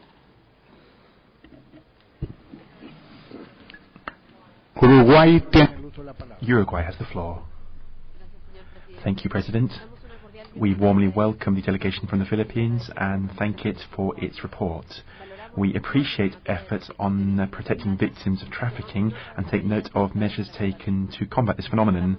We encourage the Philippines to step up efforts to ensure that traffickers and perpetrators of sexual exploitation against women be punished and prosecuted. We applaud the important progress achieved when it comes to combating discrimination and violence on the grounds of sexual identity and orientation and gender, and we encourage you to pursue this path. We take due note of changes to the law to seek to protect children from so-called cybercrime, and as such we recommend investigating and trying perpetrators of attempts to use children in pornography. In line with observations by the Human Rights Committee, Uruguay recommends condemning and bringing an end to unsolved homicides and enforced disappearances, and considering acceding to the International Convention on the Protection of All Persons Against Enforced Disappearance, recognising the competence of the committee. Lastly, we recommend complying with obligations entered into as a state party to the second optional protocol to the International Covenant on Civil and Political Rights, with a view to abolishing the death penalty and standing opposed to any re-establishment thereof. I thank you. I now give the floor to Uzbekistan. Thank you, Mr. President. First of all, we would like to welcome the delegation of the Philippines and thank them for their very informative report. The methodology of preparation and the content of the national report show the desire of that country as a member of the Human Rights Council to develop a constructive dialogue and cooperation with a view to strengthening the national system of promotion and protection of human rights. We note with satisfaction the accession by the Philippines to the optional protocol to the Convention Against Torture and other cruel, inhuman, or degrading types of treatment or punishment. The Uzbek delegation would like to make the following recommendations. First, to continue efforts to ensure protection of human rights for inclusive development, to reduce the level of poverty, in particular in rural areas and among vulnerable strata of the population. Second, to carry out further work to combat human trafficking. We wish the Philippine delegation every success. Thank you. The Bolivarian Republic of Venezuela has the floor. Thank you, President. We warmly welcome the distinguished delegation of the Philippines, led by Senator Cayetano. We applaud compliance with the recommendations from the UPR. We acknowledge the country's commitment to combating poverty with the social programs and plans such as the Sustainable Livelihood Plan and the Integrated Social Services Plan to assist the most vulnerable. The Basic Education Act, in its improved version of 2013, ensures the continuity of a comprehensive education system which is in line with the needs of the people. We commend the campaign against illegal drugs with a holistic approach to this terrible scourge on the basis of the concept of the drug-free territories as agreed on by ASEAN. We recommend strengthening the campaign against illicit drugs, continuing attaching priority in the budget to public policy, education policy. We wish you every success in the UPR exercise. I thank you, President. The delegation of Gabon has the floor. Merci, Monsieur le Président. Thank you, Mr. President. The Gabonese delegation would like to welcome the delegation of the Philippines and commend them for their national report. My country takes note with satisfaction of the significant progress made by the authorities of that country in the area of the promotion and protection of human rights since its previous review. Gabon, however, would like to recommend to the Philippines, one, to ratify all of the conventions which that country has not yet ratified, and second, to ensure conformity of national legislation with international legal instruments regarding human rights, in particular the Convention on the Elimination of All Forms of Discrimination Against Women. In conclusion, Gabon wishes every success to the Philippines under this review. Thank you. Singapore has the floor. Thank you, Mr. President. Singapore commends the commitment and efforts of the Philippine government to pursue social justice, achieve inclusive growth, and reduce inequality, in particular for the poor, the marginalized, and the most vulnerable. The plethora of initiatives such as the Philippine Development Plan 2017 to 2022, the Conditional Cash Transfer Program, and the Sustainable Livelihood Program provide the foundation to build an inclusive society with a competitive economy. We recommend that the government ensure that these social policies continue to be adequately financed and to be more targeted in their delivery so that assistance can reach the most in need across the country. We also recommend that the government deepen its engagement and collaboration with communities and in the implementation of development projects and social policies. This will ensure better buy-in and social outcomes for the affected communities. Mr. President, Singapore and the Philippines have very warm and long-standing relations. Our people-to-people and economic ties are very strong. We are also working closely with the Philippines as ASEAN Chair to further strengthen ASEAN for the benefit of our peoples. We wish the Philippines every success in its quest to uplift their people's welfare through a human approach to development and governance. I thank you, Mr. President. Muchas gracias. Thank you. Distinguished delegations. That was the last speaker on our list. Please note that delivered statements will be posted on the UPR extranet, provided that they have been sent to the Secretariat in Word format. I am now pleased to give the floor once again to His Excellency Mr. Menardo y Guevara and the delegation for final remarks. Your Excellency, you have the floor. Thank you, Mr. President, and thank you, fellow member states, for your constructive comments and recommendations.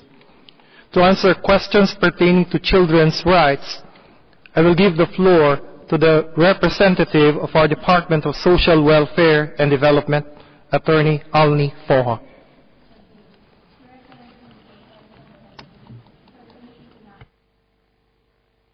And advance women's and children's rights. In addition, our government agencies issued guidelines in the establishment of violence against women desk in every barangay and protocol in handling violence cases at the barangay level.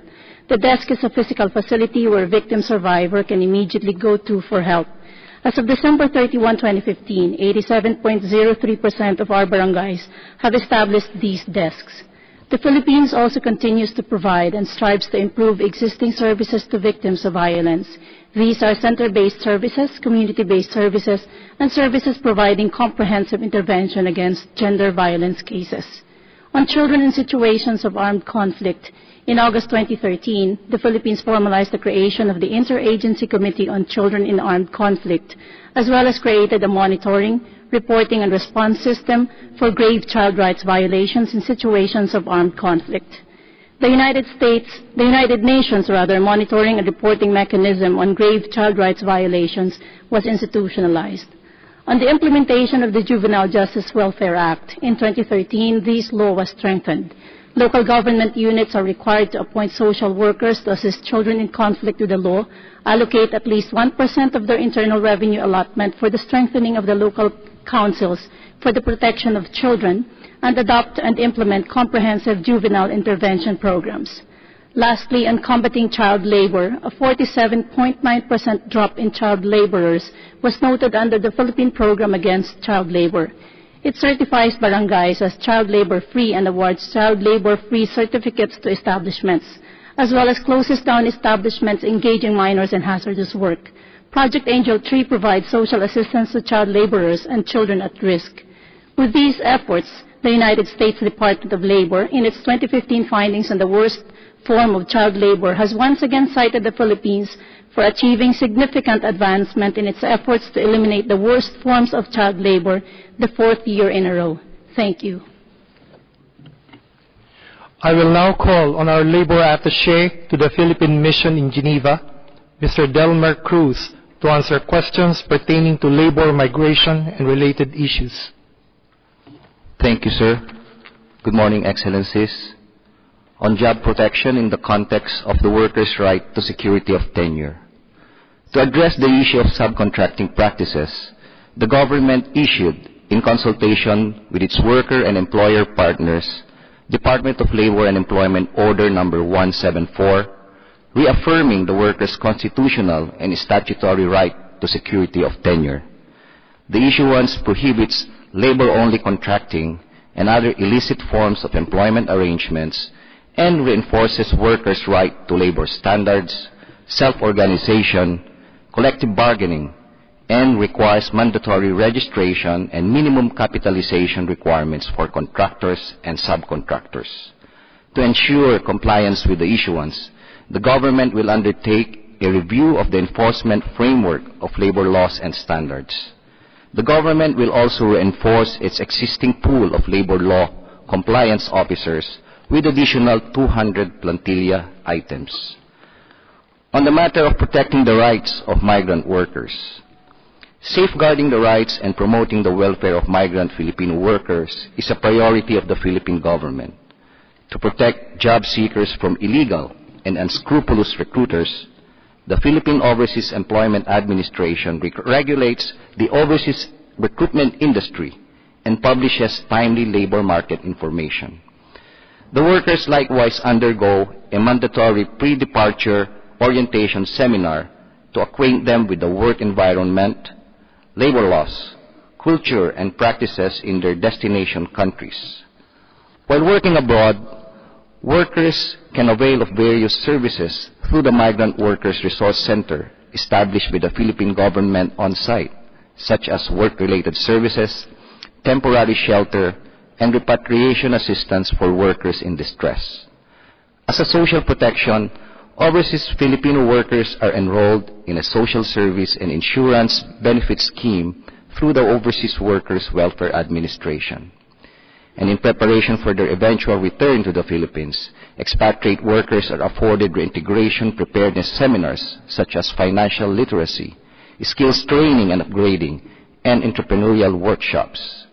Filipino migrant workers are also given access to soft loans for enterprise financing and scholarships for their children. The Philippines has existing bilateral labor agreements with 31 destination countries, has actively contributed in multilateral fora like IOM, GFMD, and ILO, and has been recognized as a global model for its labor migration policy. Thank you, Excellencies. Major Eduardo Esquivias of the Armed Forces of the Philippines Human Rights Office will now address questions pertaining to security. On issues about the military's Oplan Bayanihan, Internal Peace and Security Plan Bayanihan was a campaign plan of the Armed Forces of the Philippines, which was carried over by the current Development Support and Security Plan Kapayapaan. Both plans are focused on support to nation building, support to law enforcement authorities, civil-military cooperation, peace building and application of military forces against terrorists and other armed threat groups. The armed forces only conducts focused military operations in areas where there are threats endangering the safety and well-being of the people. Certain interest groups, however, are still advocating for the abolition of the campaign plan, in spite of the armed forces' submission to impartial and thorough investigations with the Commission on Human Rights and other government agencies, including coordination on the prosecution and trial of military offenders, as the military's adherence to the rule of law. Reports of killings and all other offenses allegedly committed by soldiers are submitted by the military to various mechanisms, such as 1. The monitoring, reporting, and response system on children in armed conflict and grave child rights violations chaired by the Council for the Welfare of Children. 2. The Commission on Human Rights of the Philippines on the national and local monitoring mechanisms. And 3. The Interagency Committee chaired by the Department of Justice on cases of killings, disappearances, torture, and HL violations. The campaign plan therefore adheres to the supremacy of the law, and compliance to human rights is ensured with the involvement and monitoring of all stakeholders. On alleged paramilitary forces and the Executive Order on private armed groups. Executive Order number 264 created the Citizens Armed Forces Geographical Units, known as the CAFGU, which is to assist the military in helping address insurgency threats, assist in operations during disasters and calamities, and support in socio-economic development projects. It is not a paramilitary force. CAFGUs are reservists in the military who are activated to duty and are thus subject to military law. A national task force was created for the dismantling of the private armed groups in the areas of the proposed Bangsamoro and the adjacent regions 9 and 12, where there is still a number thereof. The police and law enforcement agencies have been waging a continuous campaign against these groups that resulted in the dismantling of identified groups and the improvement in the peace and security situation in regions 9 and 12 in other parts of the country.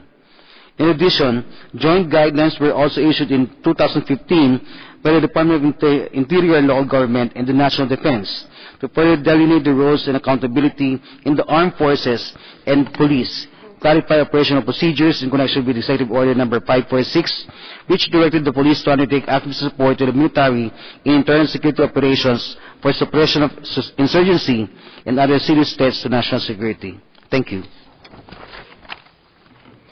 I now call on Director Masli Gilaman of our National Commission on Indigenous Peoples to address issues pertaining to the protection and empowerment of indigenous peoples. Mr. President, Your Excellencies, Philippine laws guarantee the protection, promotion, and fulfillment of both the collective rights and fundamental freedoms of the indigenous peoples. The Philippine Constitution of 1987 provides as a state policy the recognition and promotion of the rights of indigenous peoples within the framework of national unity and development.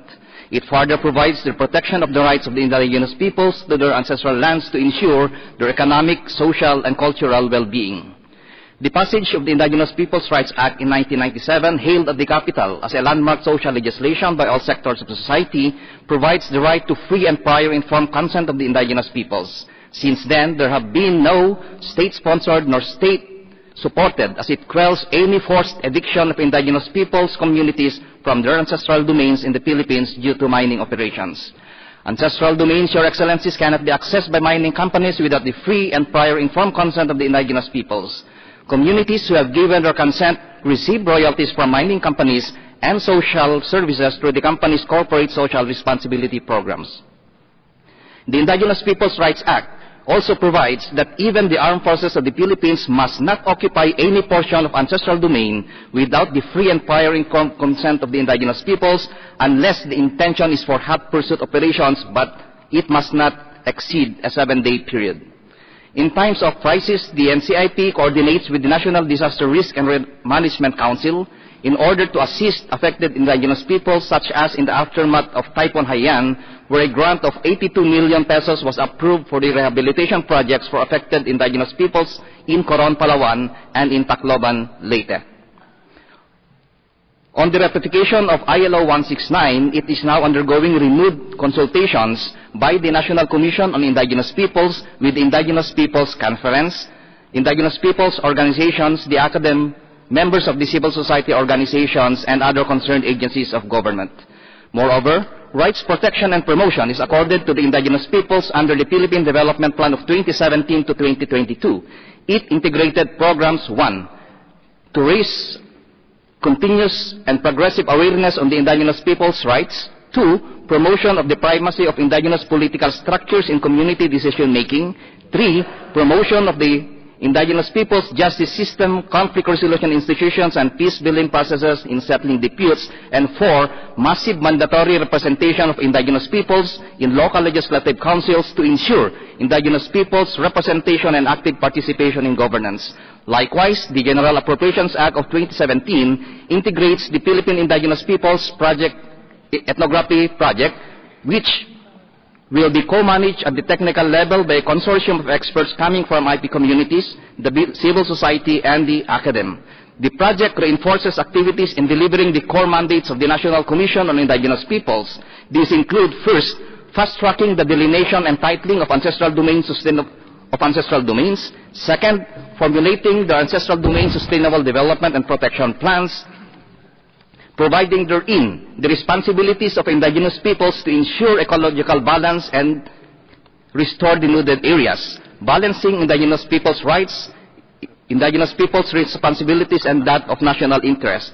And lastly, Your Honor, it also provides the enhancement of the capacities of National Commission on Indigenous Peoples to continuously and progressively protect, promote, and fulfill the collective rights and fundamental freedoms of the indigenous peoples of the Philippines. Thank you, Mr. President. Thank you, Your Excellencies. I will turn over the floor to Senator Cayetano to address other questions pertaining to alleged EJ case, death penalty, reduction of age of criminal responsibility, and other related issues. Your Excellencies, your interventions, recommendations are well taken. Many of your concerns, questions, and recommendations are in the report or presentation and have been addressed. As to the death penalty and other issues pending with the Philippine legislature, we will go back to discuss with the leaders of Congress and make known your recommendations. But due to the importance of the following, may I just reiterate these. First, that Government Philippines is committed to end killings, end crime, or at least suppress it to the bare minimum. Stop robberies, rape, murders, and any violence and any violation of human rights, having in mind that these are caused by drugs, illegal drugs, corruption, poverty. Killings are not happening because of the campaign against illegal drugs. Killings grew because of crime and illegal drugs. The violence and corruption associated with crime and drugs, if this was not true, how come before the campaign against illegal drugs, there were 11 to 16,000 killings every year? And lastly, the type of drug use in the Philippines is associated with psychosis, paranoia, and violence. Many who use are also selling in order to feed their addiction. Thus, the rate of those who resist arrest violently goes up. We ask for your understanding, and we again invite you to see for yourself what is happening in the Philippines. Thank you, Your Excellencies. Mr. President, thank you. Mr. President, allow me to sum up what our national report and the interactive dialogue that has transpired this morning clearly establish. Fact number 1, we have shown that our country has consistently adopted and maintained a culture of respect for human rights. After being the first state to sign the Universal Declaration of Human Rights, the Philippines has succeeded since 1948 to several other international treaties on human rights. The 1987 Philippine Constitution contains many specific provisions on the advancement of human rights, including the creation of an independent Commission on Human Rights with power to investigate all forms of human rights violations. Fact number 2, we have shown that the relevant implementation mechanisms and institutions to enable the country to comply with its treaty obligations are all in place and functioning properly. To ensure that all of these institutional mechanisms are moving in the same direction, the Presidential Human Rights Committee, under the Office of the President, coordinates all policies and leads in the development of our human rights plan for the next cycle of the Universal Periodic Review. Fact number 3, our country observes the principle of inclusiveness in its compliance with its human rights obligations by encouraging the participation in both policy formulation and program implementation of all stakeholders, including non-governmental organizations, civil society organizations, international organizations, and our Commission on Human Rights. Fact number 4, since the second cycle review in 2012, the Philippines has made significant strides toward the further promotion and protection of the human rights of the vulnerable sectors of Philippine society. The members of our delegation have reported what the respective agencies have done to protect and advance the basic human rights of women and children, migrant workers, indigenous peoples, older peoples and persons with disabilities, domestic workers, and the LGBT community, among others, in response to recommendations made by our fellow member states during the last cycle review. Fact number 5, Senator Cayetano has emphasized that there is no state policy that promotes, sanctions, or encourages extrajudicial killings in the Philippines, and that the President has clearly instructed that all law enforcement operations in pursuit of the anti-illegal drug campaign be conducted within the bounds of law. Mr. President, we thank you and the entire UN Human Rights Council for giving our country the opportunity to present to the international community the significant progress that we have made for the protection and promotion of the rights of the poor, underprivileged, and marginalized sectors of our society. We also thank you for giving us the opportunity to present an accurate picture of the nature and extent of the illegal drug problem in our country, and to explain that unlike in other countries, the drug problem in the Philippines is not a simple health issue, but is in fact a serious threat to the safety and security of the greater majority of our people. We assure you that our institutional mechanisms for the investigation and prosecution of any wrongdoing are functioning fully and properly should deaths or unintended injuries in our law enforcement operations occur. We only ask for your patience, for your trust that due process and the rule of law are observed in our country, and for your understanding that what the government is doing in the Philippines today is for the security, prosperity, and well-being of generations to come. Mr. President, we thank with all sincerity our fellow member states for their constructive comments and recommendations. We shall bring them back to Manila and give them the due consideration that they deserve. We thank in advance the Troika of this beautiful country, Switzerland, Paraguay, and Kenya, who will assist us in preparing our output report. Once again, on behalf of my co-head, Senator Alan Peter Cayetano, and the members of the Philippine delegation, I thank all of you for this productive dialogue. We shall see you again in 2021. Mabuhay ang Pilipinas!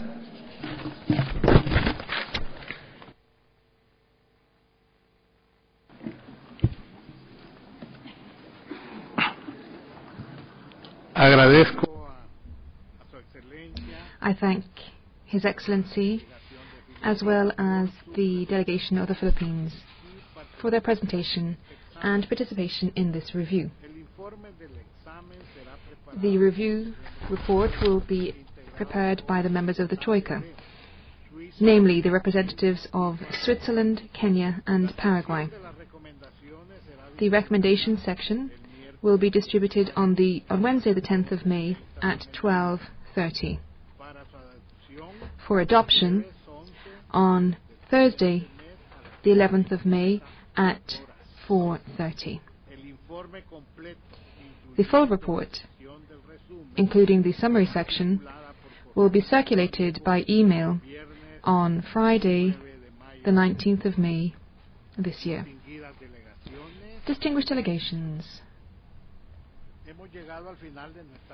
this brings us to the end of our meeting. In that regard, I would like to respectfully remind all of those present that the debates of the Human Rights Council, as well as its subsidiary bodies, do not provide for the display of visual material without the prior knowledge of the Council's board. We shall reconvene this afternoon at 2:30 p.m. for the review of Algeria. Speaking time will be 1 minute and 10 seconds for all. You are kindly invited to ensure that your statements are deliverable within this time limit. Similarly, inscribed speakers who wish to withdraw from the list are kindly invited to inform the Secretariat at the latest 30 minutes before the start of the review. All participants are invited to be in the room on time. The meeting is closed. Thank you very much for being present.